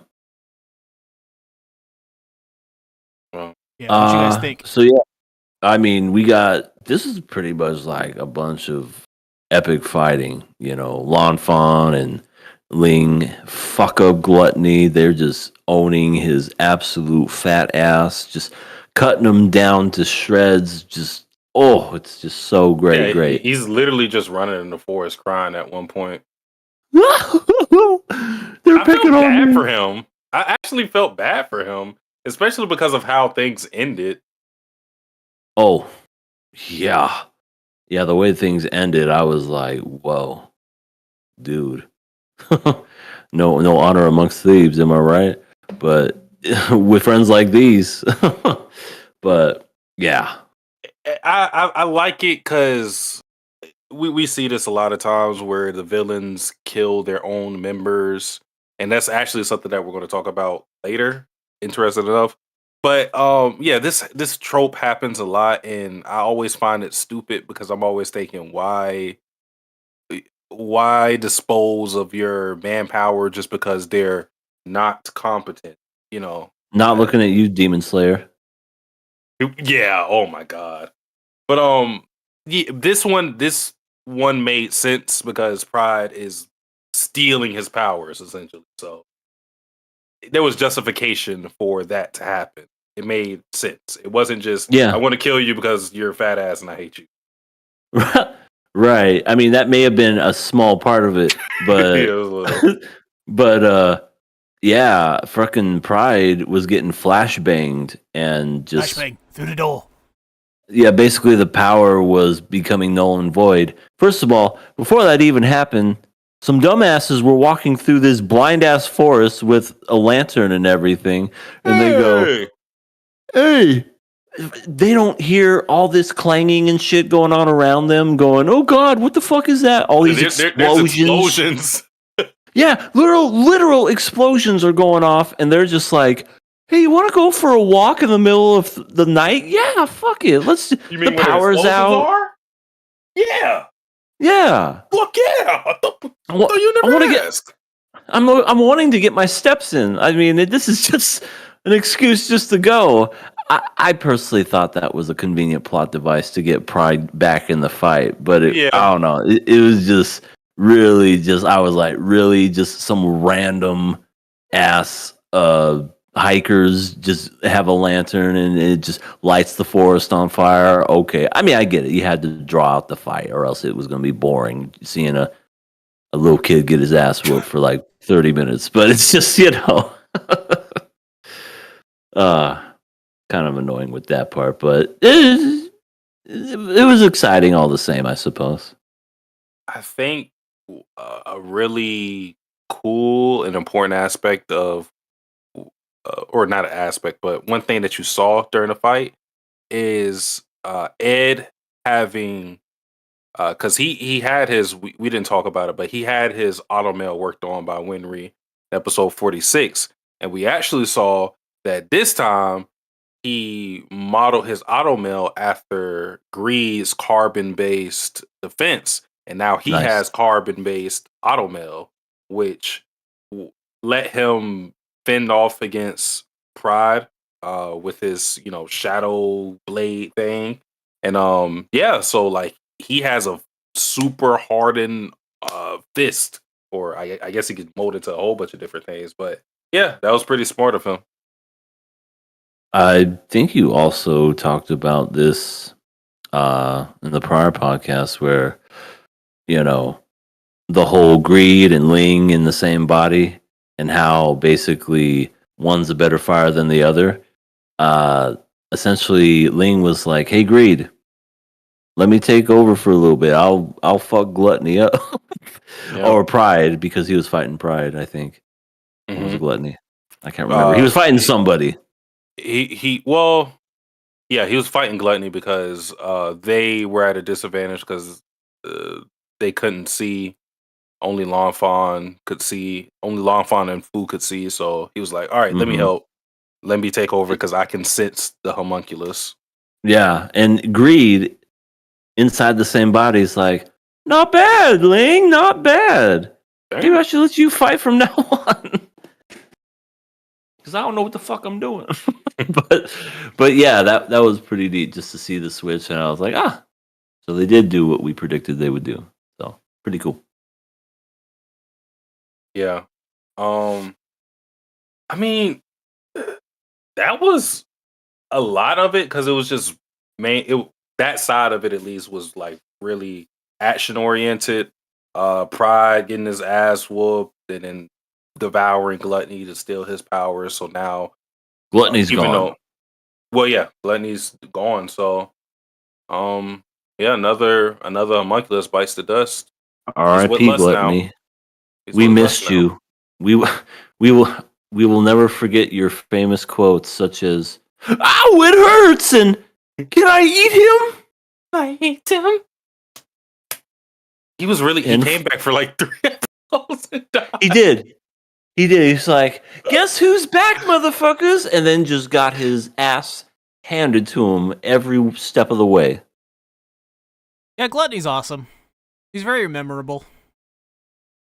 Yeah, the voice and just, I don't know, like his power too. Just his whole stomach turning into a mouth. Yeah, just a really fun character. So what? That's our second homunculus dead, right? Technically third if we really wanted to be technical, but like greed, but then he came back. yeah. Bradley's dead too, so. Oh yeah, that's right. We forgot he's dead. Yeah, that's a big one. Crazy they just killed him off this early on. You think they do it near the end? Yeah, I know. We like save him for the finale, but no, he was just sipping on his tea and got exploded. Is Envy going to be the last one alive, just as a lizard? Take me to Central, stupid little girl. She's still going to Central, and her little ass is, stupid May. Listen, she's trying her hardest, okay? She's just dumb. Right, and she's got legs that are the size of dachshund legs. It's little stubby stubs. Yeah, give her a break. I'll give her I a don't break. appreciate this. Well, other than the fighting, like the only big thing that we got was on Roy's side, and we saw He has a mother. Well, yeah, he has a foster mother with Madam Christmas, and he's getting information on Bradley and mainly Pride, Celine.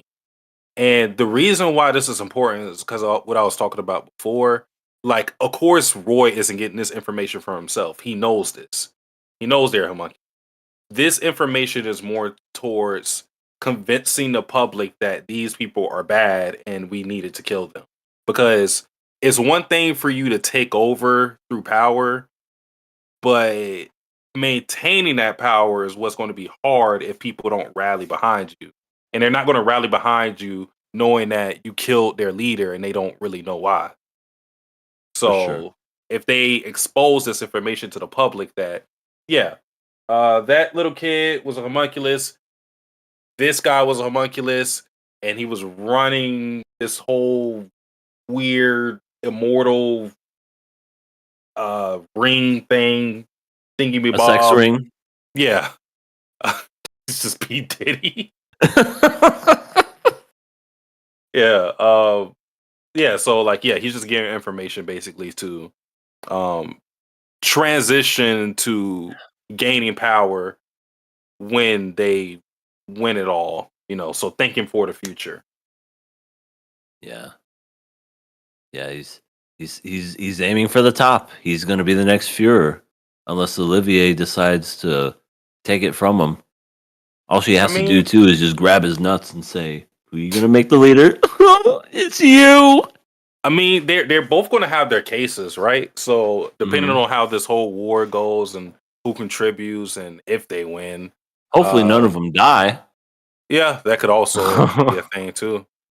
But we could see who puts in the work and deserves to because that's both an ambition of theirs. I mean, Grumman wants to take over and be the leader. Olivier wants to. Roy wants to. So like these are our big three candidates.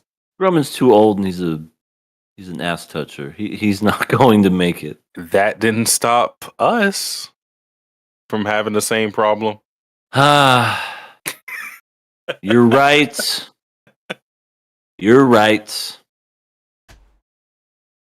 God, I hate being right. But no, you're right. Yeah, that's gonna be an interesting dynamic to see who rises to the top, so to speak. And then just like none of them make it, and it's just like some random person. It's like Maria Ross. it's Maria Ross. She's the Huh? dark horse. Dude, she's gonna come back. I swear to God. She's Or gonna- it's gonna be oh God, why am I forgetting names? Who's the one that died early on that knew everything before he got? Maze Hughes. Thank you.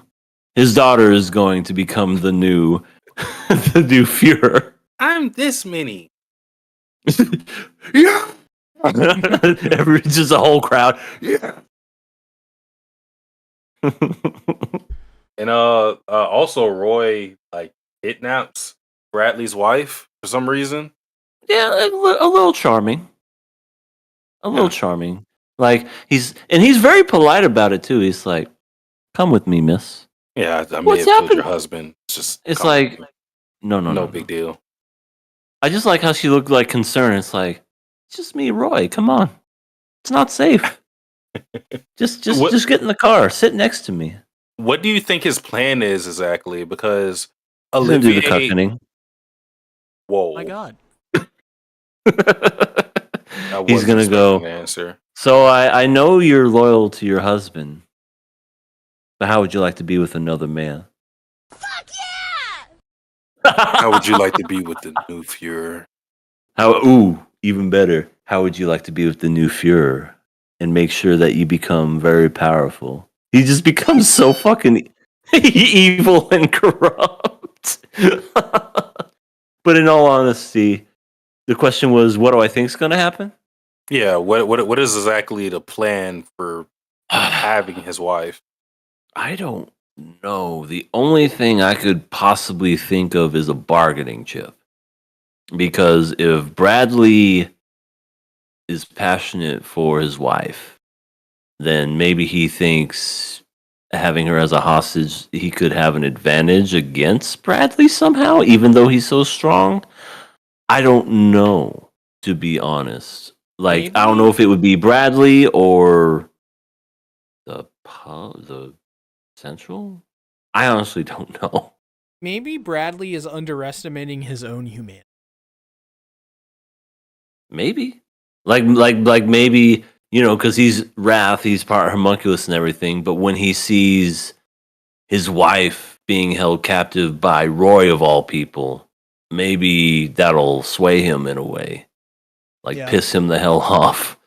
Well, see, because here's the thing. Because Olivier relays this information, because father is asking him, what do you think Roy is doing right now? And then she relays the information that Roy is probably trying to take Bradley's wife as a hostage, which is weird because if she's relaying that information to father, she's obviously not doing that to. She obviously doesn't think that Roy is trying to actually do that, because why would she sabotage herself? They're all in it together. So it's like, if that's not why he's taking her hostage, or just take her with him in the first place, like Maybe it's a diversion. it may be something else at work. Mhm. Now, it could be that he's going to ask her about her son, which they've already made it clear that he was adopted. So, but he may show the pictures because he has that evidence where he's like, Salim has been around here since like the 1700s, right? Look, is this your son? He's with George Washington. What the fuck? Huh? That's So a good photo edit. good AI. But yeah, it could be something to where he uses her to validate the information that he already has to the public. Yeah, I think it could be that too. Because yeah, I mean, maybe could be a tool for rap, but also could be like you said, just bringing her more towards their side and be like, yeah, your son's a homunculus. Name Pride. Here he is with all the founding fathers and all that other stuff. So, Yeah. yeah, you need to unadopt your son, if that's a thing.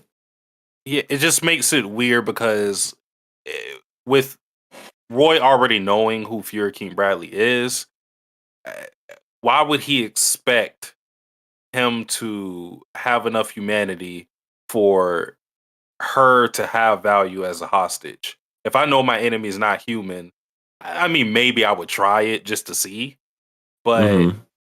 I don't know. It seems like there was a concerted effort in capturing her, so you would think that wouldn't be some last.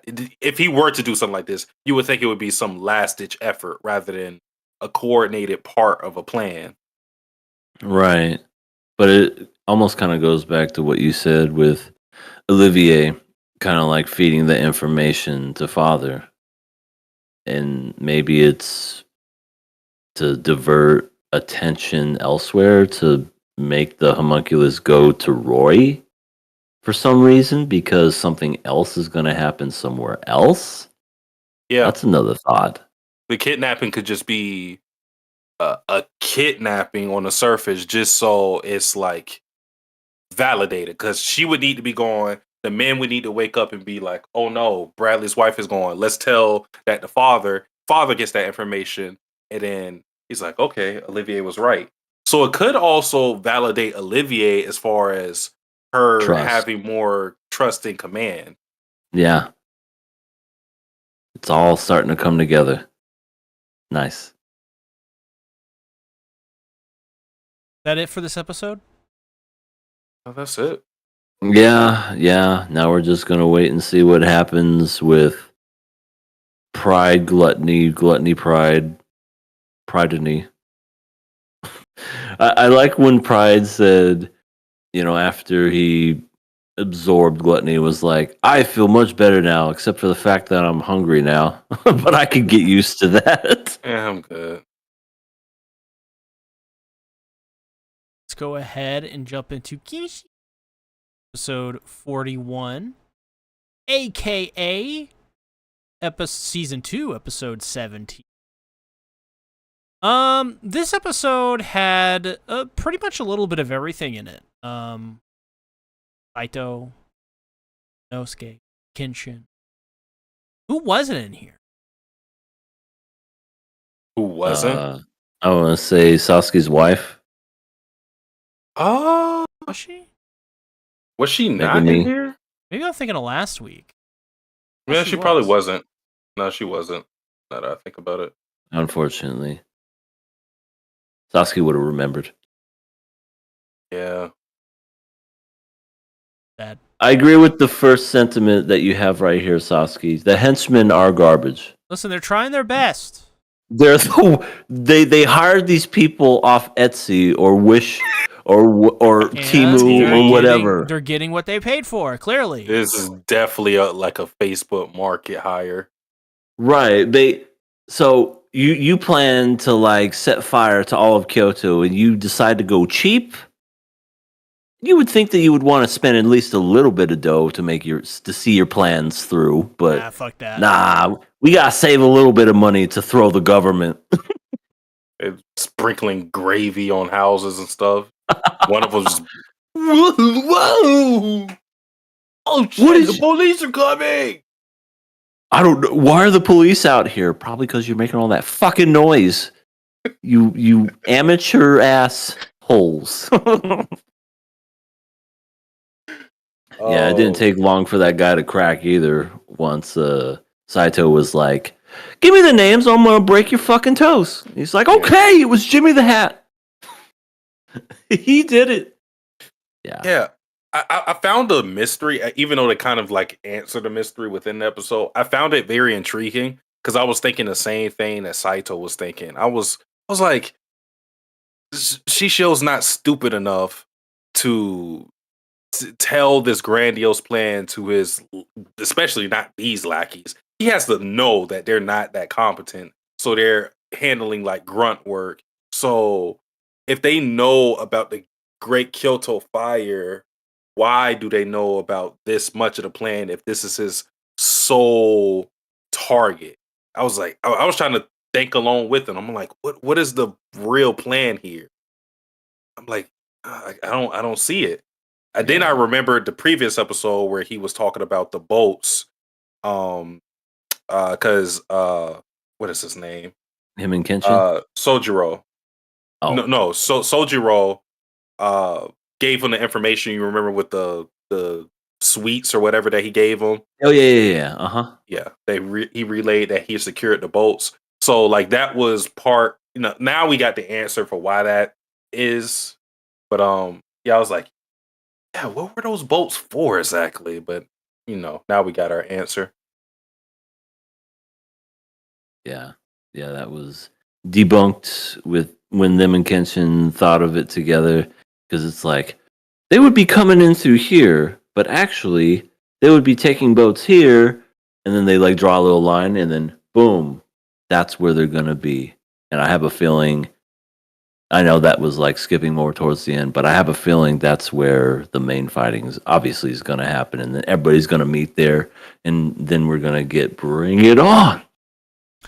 Have you guys noticed that Kenshin's new opening is the same song as the ending for FMA, where we're currently at? Same thing. I did not to watch be- the opening of this time. I'm not gonna lie. Opening's pretty good. Ending is actually really good for this season. I'd probably put it as my ending of the season before it's all said and done. Go listen to the two. Like they're literally like the same song. Okay, I'll It's listen. crazy. I'll see. Yeah. I'm surprised you listened to the opening. You didn't hear shit. Do you understand? Do you understand? I'm killing Ben. What I do? You know what you did.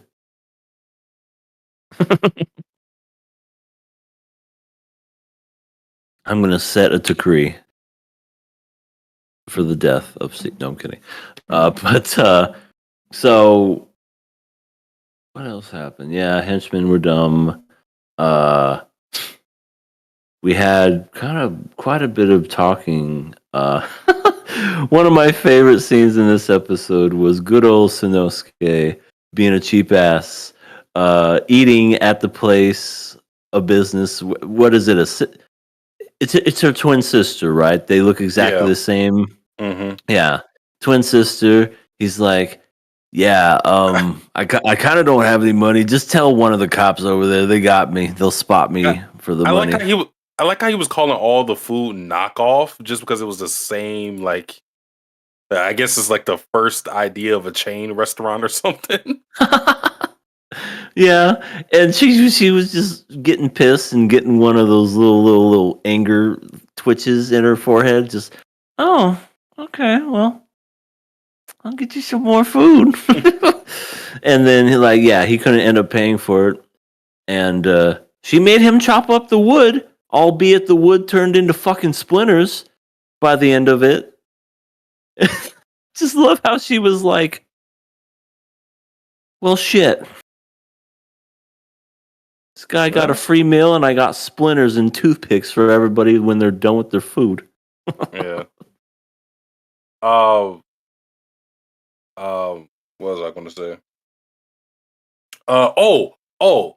Yeah. That whole scene of him doing the dine and dash thing, it was fun. It was funny, so I'm not mad at it. But like that whole scene was just there to show the fruits of his labor as far as the training. Like that law scene that we saw was just to show, like, oh, like look how much he's developed since the last time we saw him train. It was basically, just them showing that he's not mastered the technique, but he's developed the technique to be really good at it. Oh, for sure. The fact that he could turn wood into splinters, like a whole giant pile of wood Yeah, he's got the punching technique down. He's gonna be punching some fools left and right. Yeah. Sometimes you gotta punch them. Well, I mean, that's what he did Sometimes. to fucking Kenshin, and I'm like, I wrote it in the notes. I went, Sanosuke helps the good guys by punching their strongest combatant. What And the then fuck he are you just fights doing? back. Oh no! Oh no! What are you doing? He's got a concussion now. He's on some Arya Dan level shit. Now Kenshin's not going to know anything about anything and go, "Who am I? Was I a killer once?" Oh my god! Listen, Ira was chosen by God. Ira got brain damage and doesn't know who she is now. All her friends are dead. All her friends are dead, and the To the edge. wash tub. You push her to the edge. The wash tub is, yeah. That's what happened.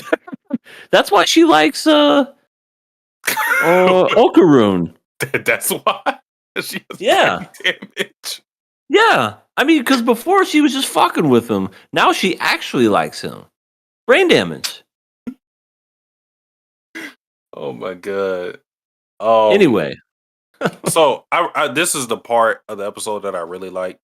Was what I was talking about earlier with what was going on with the Fullmetal Alchemist and the whole thing of killing your subordinate, villains killing their subordinates, and yada yada yada. So we saw the bumbling idiot henchman before, and yeah, in a normal situation with these villain groups, or at least the cliche villain groups, they would just get murdered after that whole situation because one of their guys got arrested, leaked the information, um, and they didn't finish their task, so they're about to get killed by Usui. And you know, I always feel like villains do this just to look cool or show how heartless they are. And like I said, I don't really like it because it sacrifices manpower just for superficial reasons. But Hoji steps in there and is like, "Hey, yo, nah, you're not killing them." And he's like, "Why not? These guys are trash." And Hoji gives one of the best reasons for keeping his man alive, which is very simple. But he goes, "Their manpower. You may be able to kill them easily, but can you divert the attention of the police in 6 different directions? No.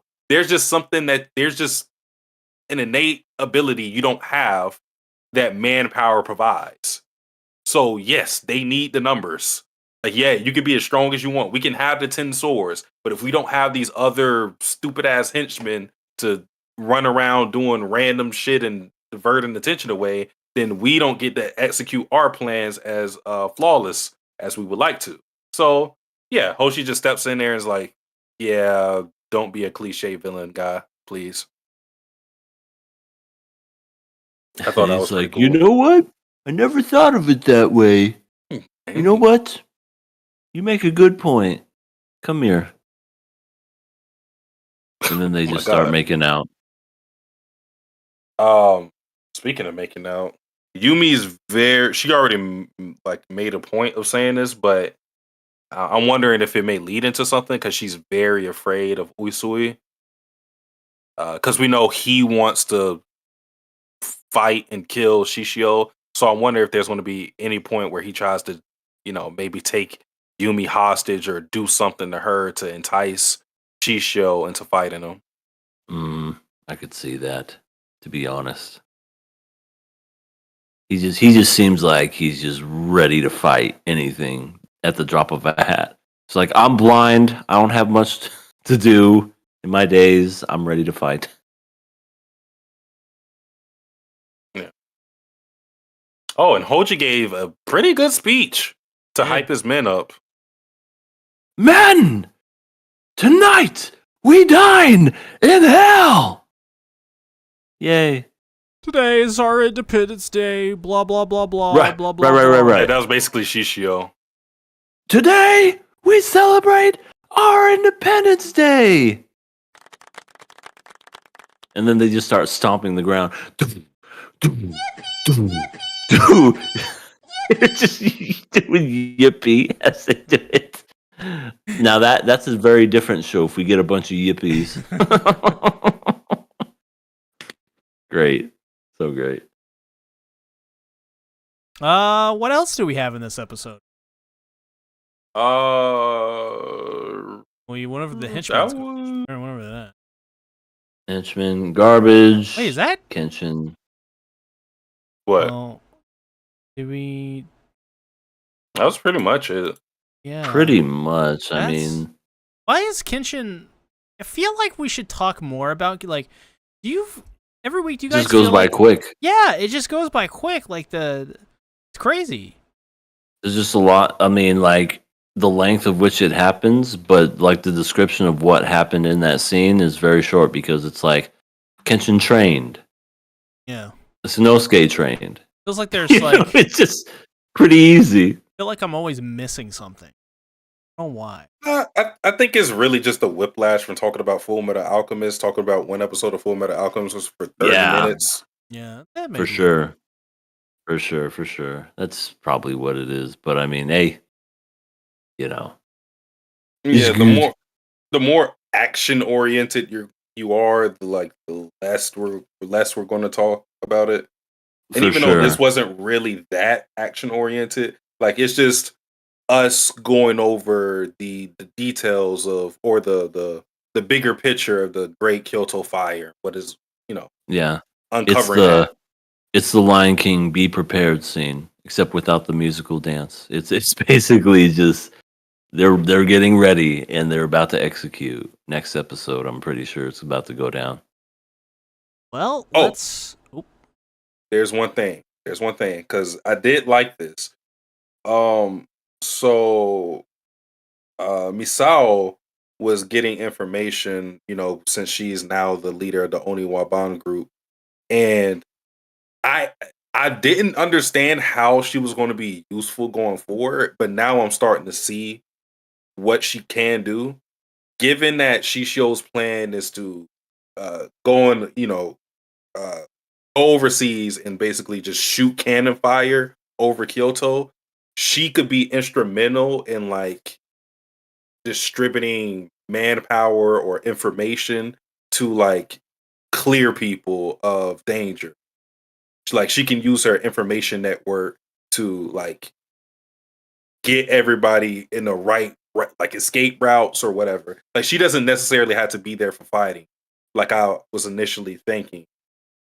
That's not where her usefulness might come into the future. Which, if that's the case, that'd be cool. Yeah. Different dynamic. And making them ship biscuits. Yep, ship biscuits. Yeah, true. Go ahead and get into Sakamoto Days, episode 5.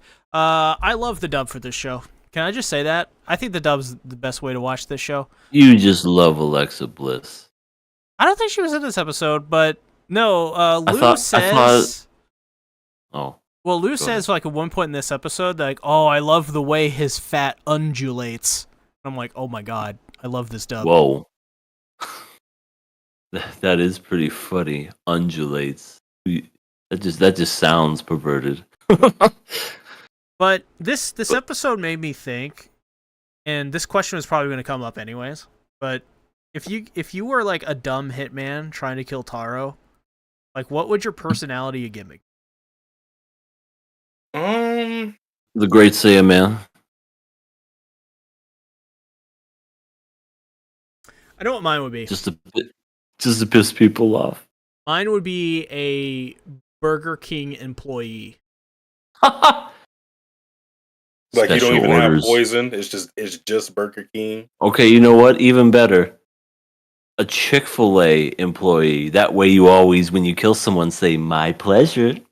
That's a good one, too. Yeah, well, I was thinking, fast food because, he's Taro. So, if... He loves his food. If he's going to go through a drive-thru, just saying, you could poison his Whopper. Why did you say it like that? For I poison like his I whopper. feel like other people have tried that and it didn't work. Yeah, they gave him a poison bun, and he was like, "No, I do not." Yeah, but what if he does though? I, it won't happen. It ain't gonna happen. If you do, you're gonna get $1 billion Well, hold or on. billion yen. Hold on. Okay. Well, what about this? What if it does happen though?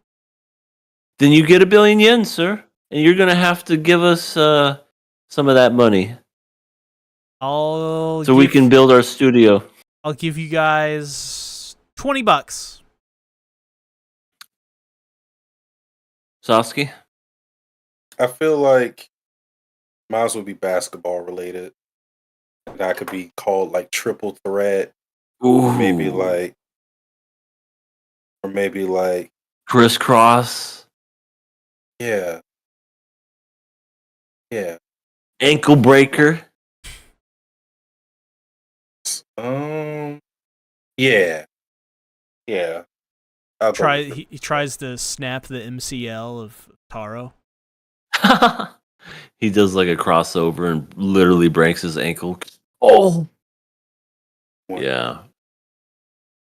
Yeah, me. Because I know I said Great Saiyaman, but no, I wouldn't do that. If anything, I'd just be my unsuspecting self. I'd go, "Hey Taro, it's me. EA. Can I here pull my finger?" And then I just blow up. Yeah, I pull my finger and then I kill him by blowing up, and I get the $1 billion.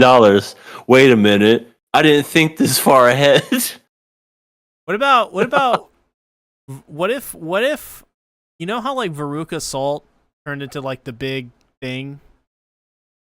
What if I did that and I rolled into his store and he was so like perturbed by it that he just let me kill him? Well, all I know is if you roll in there like a big old giant blueberry. Oh wait, no, Veruca Salt wasn't that. That was Violet. I remember. Veruca Salt was the one that went down the chute with the golden goose and whatever. Oh yeah. I know what you meant though. Yeah. I know what you meant. I know what you I meant. always If get you those were confused.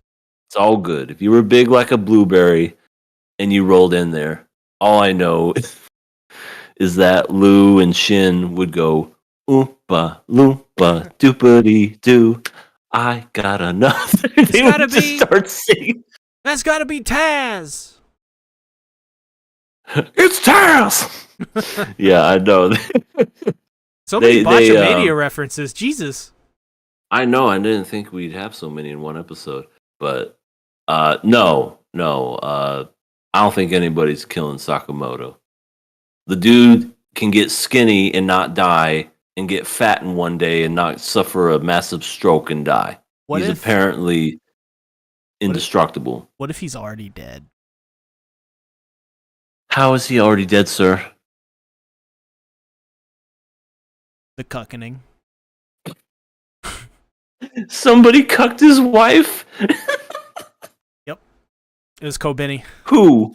Kobeni? Cucked Taro with herself. They're both lesbians now? Well, I'm not gonna go that far. What? Well, what else would they be doing? No, they're just gonna be eating lunch together? We'll figure it out. It's Kobeni. Do you think Kobeni knows how to do anything? Oh yeah, they'll figure it out, all right. Wait, what? Oh, Kobeni in the toilet. I love how that's a thing. Kobeni in the magic toilet.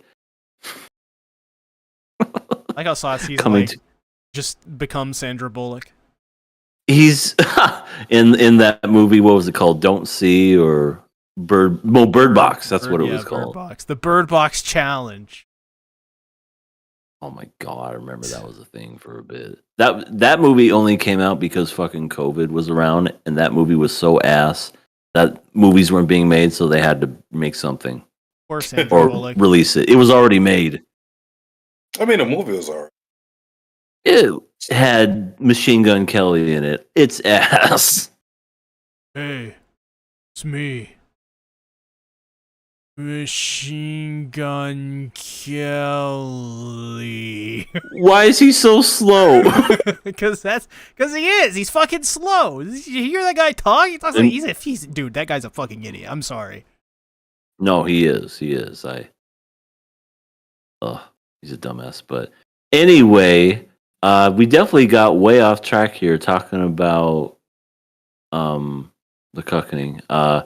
Lou and her underage drinking fighting is, well, seems to work. And she's either a happy drunk or she's an angry drunk. All I know is she gets drunk super fast and then gets sober super fast. Imagine going through the motions that quick and that fast. What metabolism does this girl have? Metabolism of anime girl, I guess. I guess it's the same metabolism that Sakamoto has. Shit. True. Maybe everyone just has like an incredible metabolism. This is the world in which to do it, I suppose. True. This was a pretty cool fight, though. Yeah, it is. It was short length. Didn't bother me though. The stipulations of the fight, because it wasn't really a fight, because Obiguro was just clearly stronger than Lou, but to get some excitement from it, she was tasked with having to hit her every 10 seconds or Shin was going to die. Which, I mean, it's funny because Lou doesn't really even register that the entire time. She's just fighting to fight. Uh-huh. But yeah, it was cool seeing that whole thing work out. I think my favorite scene, and let me say this, because I already know what people are going to say before I finish my statement. I don't like this scene because of Yuri. I just thought it was a very, very cool scene. The scene where Obiguro like swings at Lou, and like she, her time is like starting to run out, and Lou dodges it, and to get the hit on Obiguro, she just kisses her arm, and they had to reset the time because of that. I thought that was cool. Yeah, that's a Sasuke answer if I ever heard of it. It's just cool as. I bet it is. She was watching a lot of Freerun and was like, "Wait a minute, I could do that." Why Freerun? Because she has the kiss attack. Oh yeah, she has that super powerful kiss attack that did 0 damage to what's his face. Yeah, he was just like, no, what? I don't like old women. I mean, I like them older, but I don't like them like 1,000-year-old. Yeah, you're not an older woman. Like grandmothers. Right. I don't like great grandmothers. Yeah, that is something that I figured you would like, Sasuke. I'm like, some Yuri stuff. Here we go. I feel like nobody hears me. Oh, I hear you, Sasuke. Come here. I've heard things. Sometimes. See, on the other hand, I don't know what he hears. I've got ear damage, okay? Half of what everyone says goes wow. So are we like from the Peanuts, Charlie Brown, where we're the adults? It's like listening to something. You know how like when you spill water on like a speaker, like a lot of it sounds really jarbled. Sure. And you have to wait for it to dry out, and then it'll sound normal again. Yeah, it's like that. But all the time. Oh, I'm sorry, see. Don't worry. I'll come over there and massage your ears. That's right. What? Yeah, that's right. You get over here. Massage these. I will. I'll also do a little bit of nibbling. Yeah, that's right.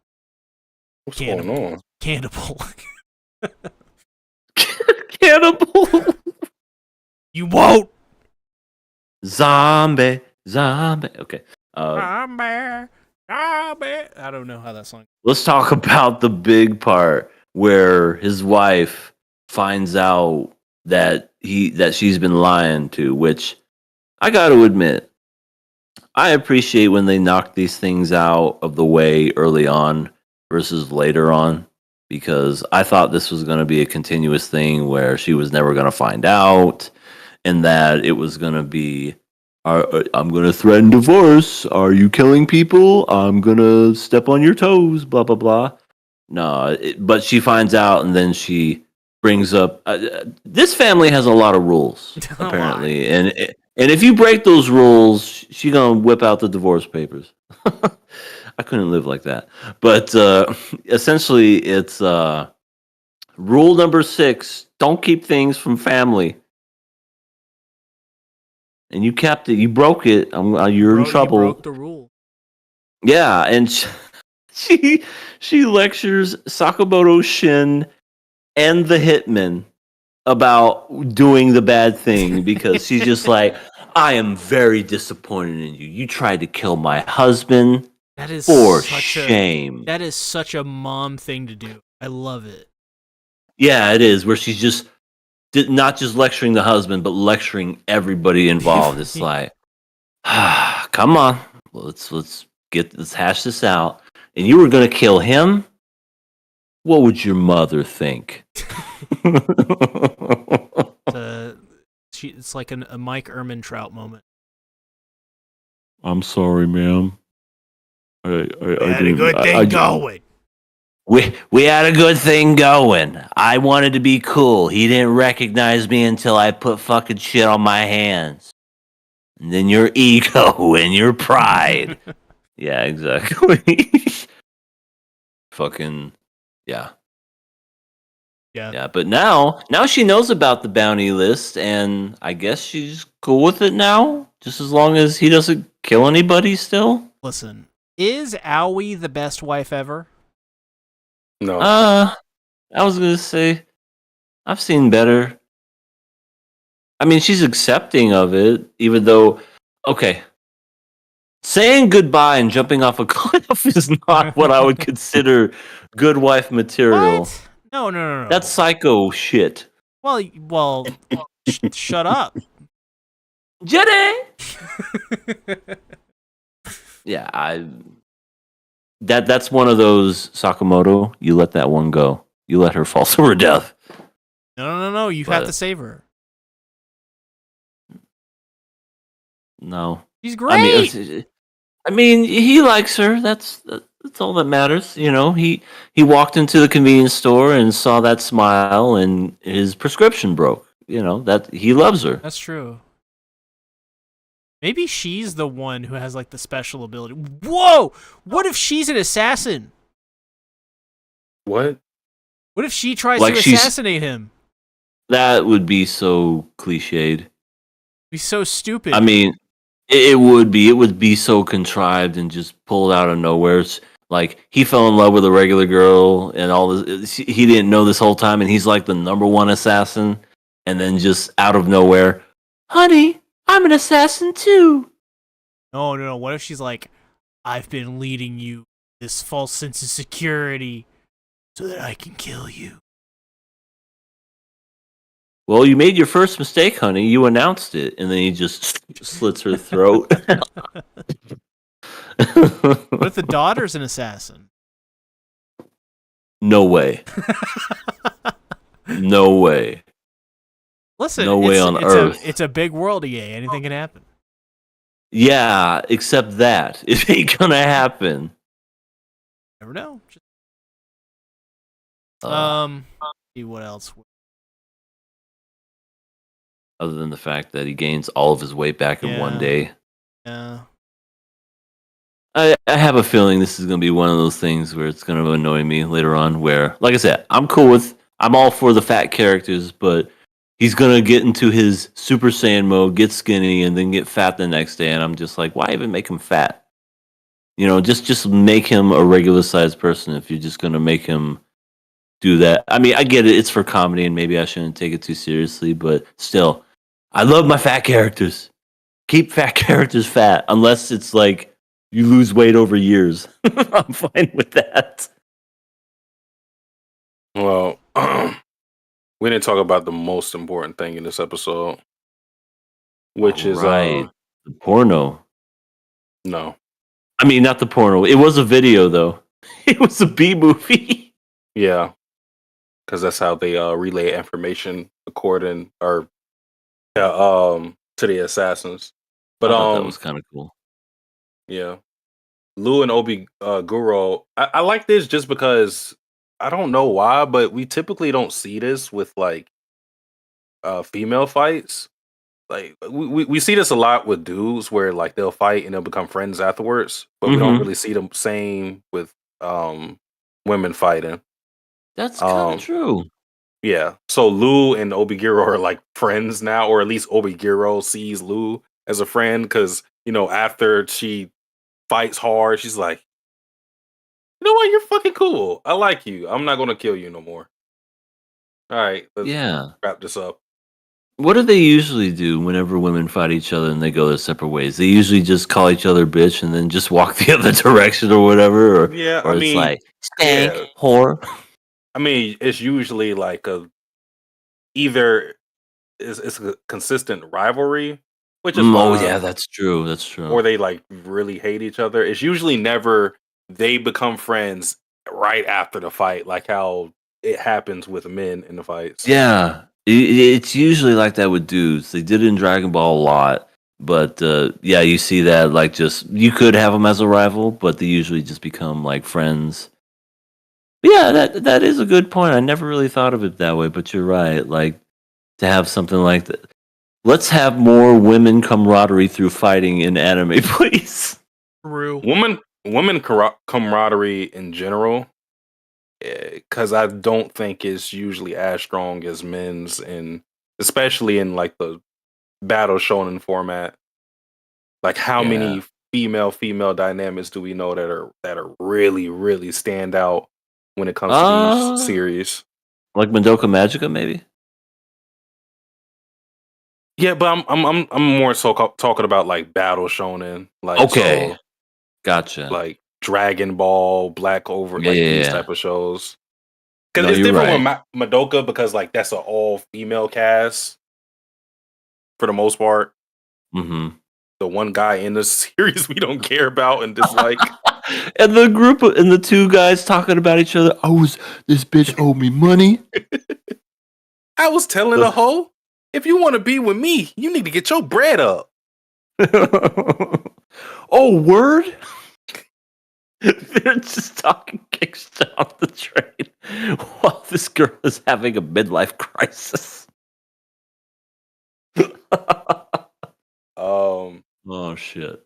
other than that, oh, I also thought this was really funny when Boyle was trying to be like super cool and he was doing the hard boil thing. It's when Sakamoto launches him into the ride and like they break the shit and then he lands. Uh, and then one of the workers go like, "What the fuck just happened?" And then he was like, "Never ask him how he gets it." And then she was like, "Who the fuck is going to pay for it?" He was like, "Oh, my bad." It's like, dude, I'm not. Give me your money. I just love how he always has to be cool no matter what scene he's in.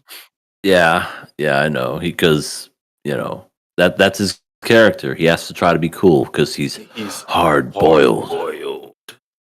He Yeah. said one actually hard boiled thing, which was when he, talked to Sakamoto's wife and, explains why he didn't tell her or why he broke the rule of not telling her because he wanted to protect her and his daughter's peace, So he got that Yeah, right.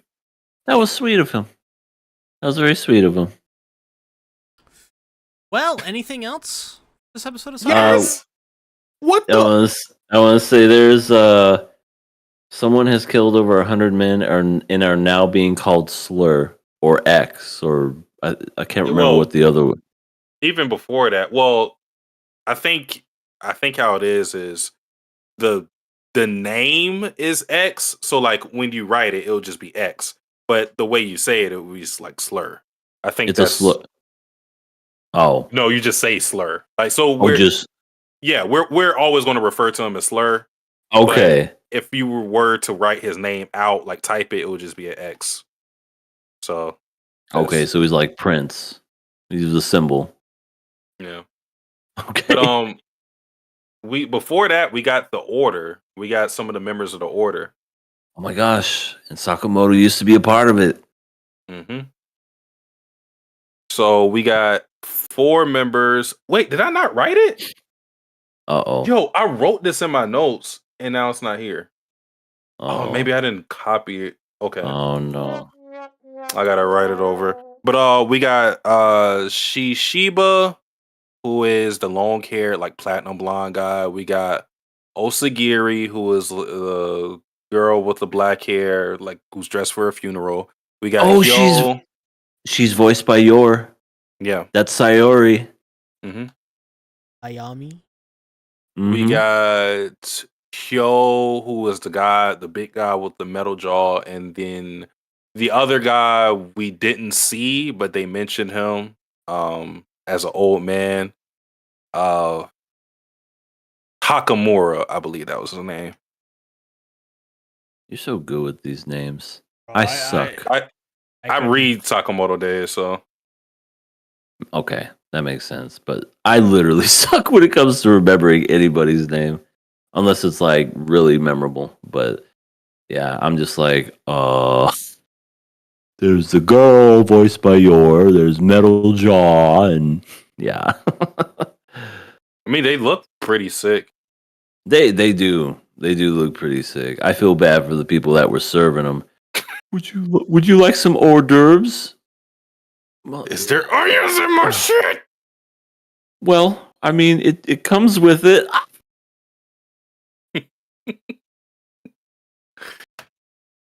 Terrible. Yeah. I would quit being a waiter. Especially that day, I'd be like, no tip is worth this. These motherfuckers probably ain't even gonna tip. I think he's dead, so that was his last day. Yeah, true.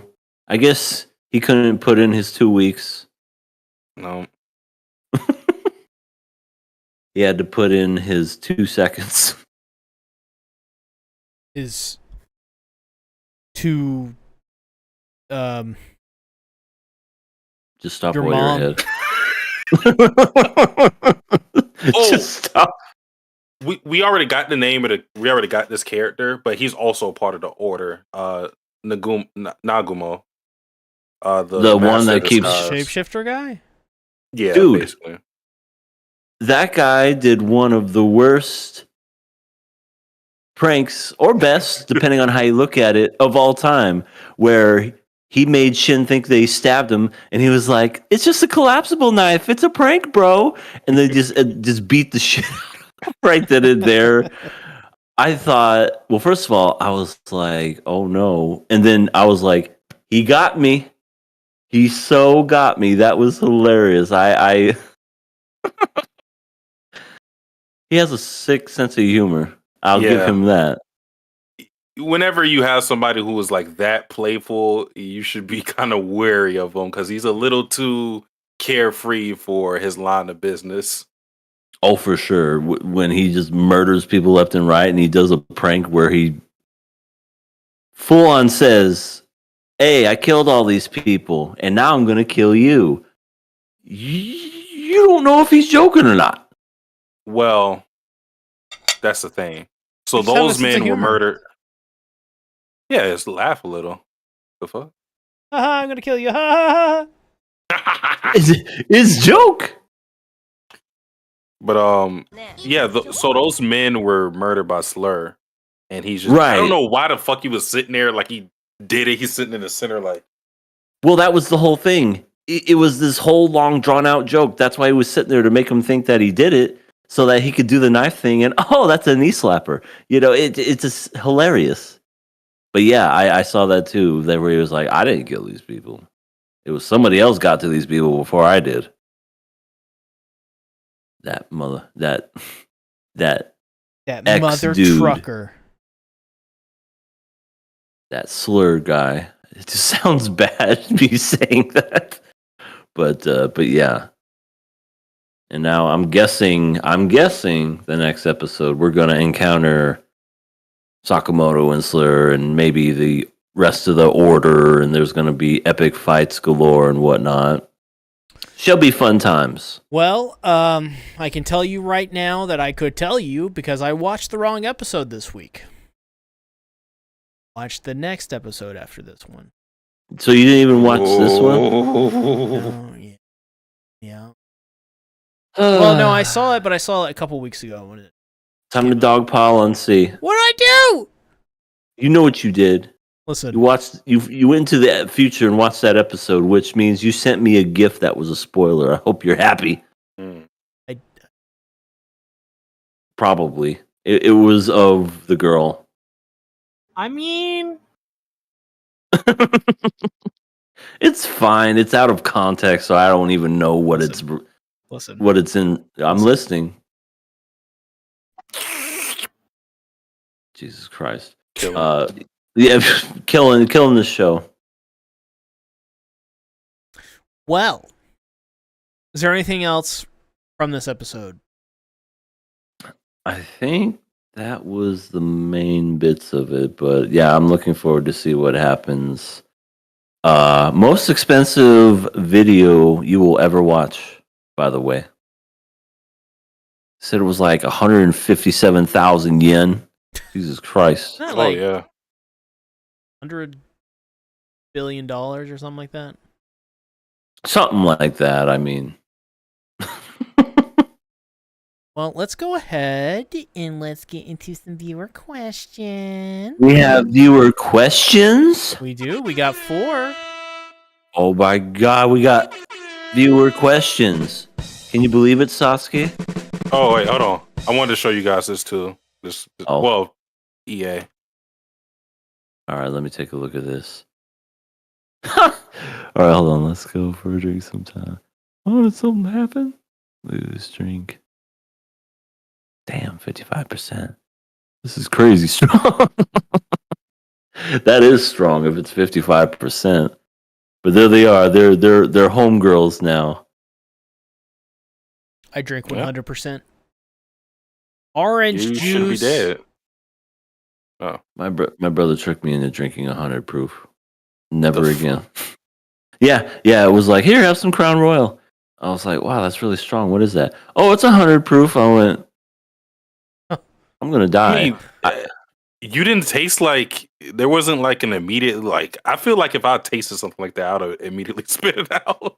Okay, to be fair, it wasn't just the Captain Morgan. It was like Pepsi mixed with it or Coca-Cola mixed with it. So it wasn't too bad. But I was like, this is a little stronger than usual. What did you put in this? And after I had drinking maybe half of it, and it was in a red Solo cup, he was like, oh, it was, and he showed me the bottle, and I'm like, 100 proof? I thought that was Are you something kidding me? I thought that was something that only like Russians had. I thought that was like some like holy grail artifact that only exists 100%. No, was just in fact, I'll look it up. Captain Morgan 100 proof. boom. We must keep 100% Oh in my our God, hands. is this it? Boom. Yeah, I think this is it. Holy shit. Yeah, this is 100 proof. Let me just copy and paste that. Well, our first question here. What's Yeah, he worse? showed that up, and I was like, what the fuck? Sleeping without a pillow or sleeping with no blanket? I think sleeping with no blanket. What's the wait? Oh, yeah, I agree. Sleeping without a pillow is very well, unless I'm on a floor. If I'm just sleeping on like a carpet or something, then I can stand to go without a pillow. Sleeping without a pillow sucks so hard. I usually sleep without like a blanket in the summertime anyway. So as long as I have a pillow and I have a fan on me, I could sleep. So, yeah. I need the blanket. I need it. If I have to, I'll use my arm as a pillow and eventually dislocate my shoulder because of it. Next question. Is it true Americans sleep with their shoes on? A lot of sleeping. Who No. the fuck asked this question? I want to say who asked this because nobody. I don't sleep with my shoes on. If anything, maybe socks, and even then, I don't know. Like I can't sleep with stuff on my feet. I have to take them off. I can sleep with socks. Socks are good. Socks are fine, especially if they're like the really comfortable socks. The ones that just are so soft. Do those.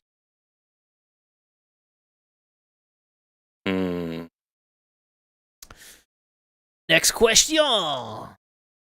Big Mac versus Whopper, which is better?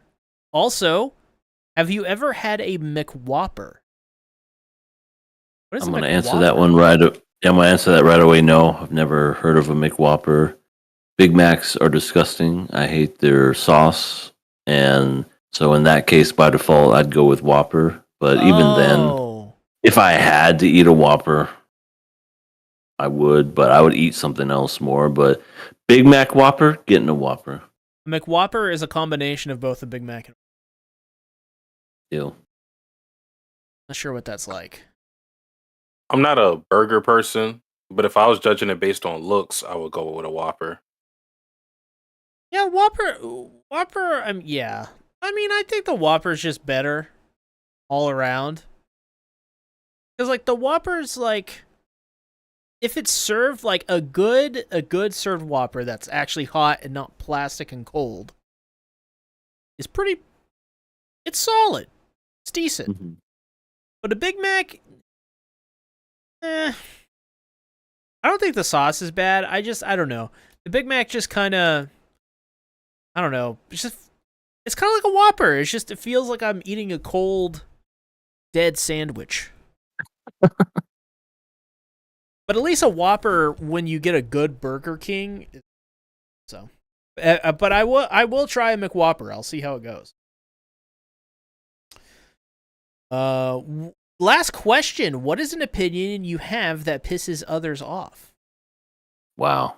Actually, That's a loaded question. Yeah, that's a good question. But is this like anime related or is this just anything? I guess it's just like kind of like minorities. Huh? What'd you say? What did you say? I was gonna say probably nothing too crazy. I imagine since it's a KOA questions, it's kind of like a weird opinion that you angry at. I've been Pisses. I mean, this says pisses people off. So like, I mean, I've been saying these two things for years, but I'll reiterate them. Haruhi Suzumiya sucks so much ass, and she is the devil. And Toradora is overrated. Oh yeah, well your mom, dude.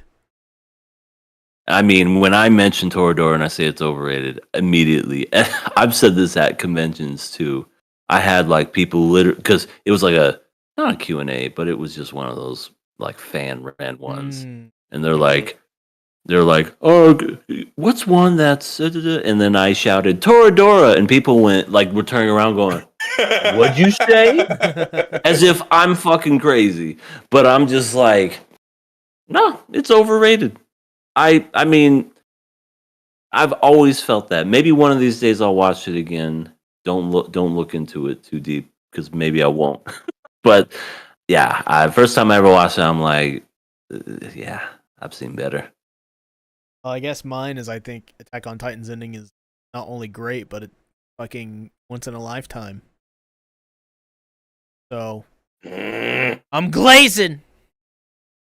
I mean, I was pissing David off when he was looking at my anime list. That's true. I totally forgot I did that stream. That was a fun stream. Went on for like 4.5 hours. It was crazy. But yep. Speaking of EA, I have. Where can they find you? Well, good sirs and ladies, peoples, whoever's. You can find me over at my channel, Everything Animated, where, not a whole lot going on, just a cataclysm of dust collection. But I did do me a supercut of my Dress Up Darling not that long ago for this channel at KOA. I do plan on making another supercut. There is a show that is coming in the summertime, I believe, or spring. It's the second core of Dan to Dan, so I'm thinking I'm gonna make a supercut of Dan to Dan. Ross is on the microphone. Something sublime song. Summertime. See, Tactics is yeah, he's drunk. So God, I wish I was drunk. It's the 55% alcohol. It really is. No, But, it is called 100 milligrams of hydroxy. That's what it's called. It's basically like melatonin. So yeah, I will upload that here pretty soon because I feel like Dan to Dan's gonna. Is it summertime or spring? See. I think it's summer. Okay, so I got time, but I'll still make it just to kind of like hype us all up and whatnot. I definitely need to do that. I need to do a Spy Family one because that one's coming in the fall of this year. But yeah, I'm gonna be making stuff for the channel. I linked in the description our Blue Sky. Like I said, if you're subscribed to it and you're following us, you would have known that we went live today versus Monday because True. Monday there was some stuff that happened. C Tactics had a date with Destiny, and Satsuki had a club that I can't talk about that happened. So that's what happened. Also, we have a Patreon where we have a backlog of absolutely wonderful stuff that you'll never see anywhere else. It's been a minute since we've updated a new video, and I think maybe it's about time we can do that. We just got to put our brains together and have the time to do it. Just got to do it. Nothing to it but to do it. A lot of cool ideas, I think. But yeah, so follow us on all that stuff.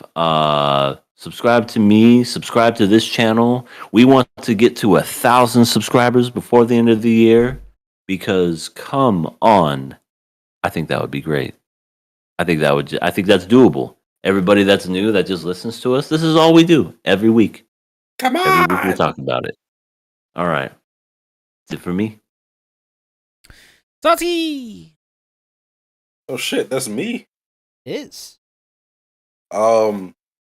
Yeah, you can find me on my main channel, Sasuke the Savage, as well as my Twitch, Sasuke the Savage. That's with a DA, not a THE, where I stream a plethora of games. Right now, I'm playing AI Somnium Files. I'm playing Yakuza 0. I plan to play God of War. Never played that before. And I'm also playing Ace Attorney. I haven't played that game in a while now. Think about it. But yeah. And on my main channel, I'm starting to upload again. Recently uploaded a video talking about the state of affairs for Kakagurui. And I have some other videos that I want to talk about, or some other series I want to talk about. So planning to make videos on that. Some of the things that I read, Machi and Oboro, JM, and Insomniacs After School.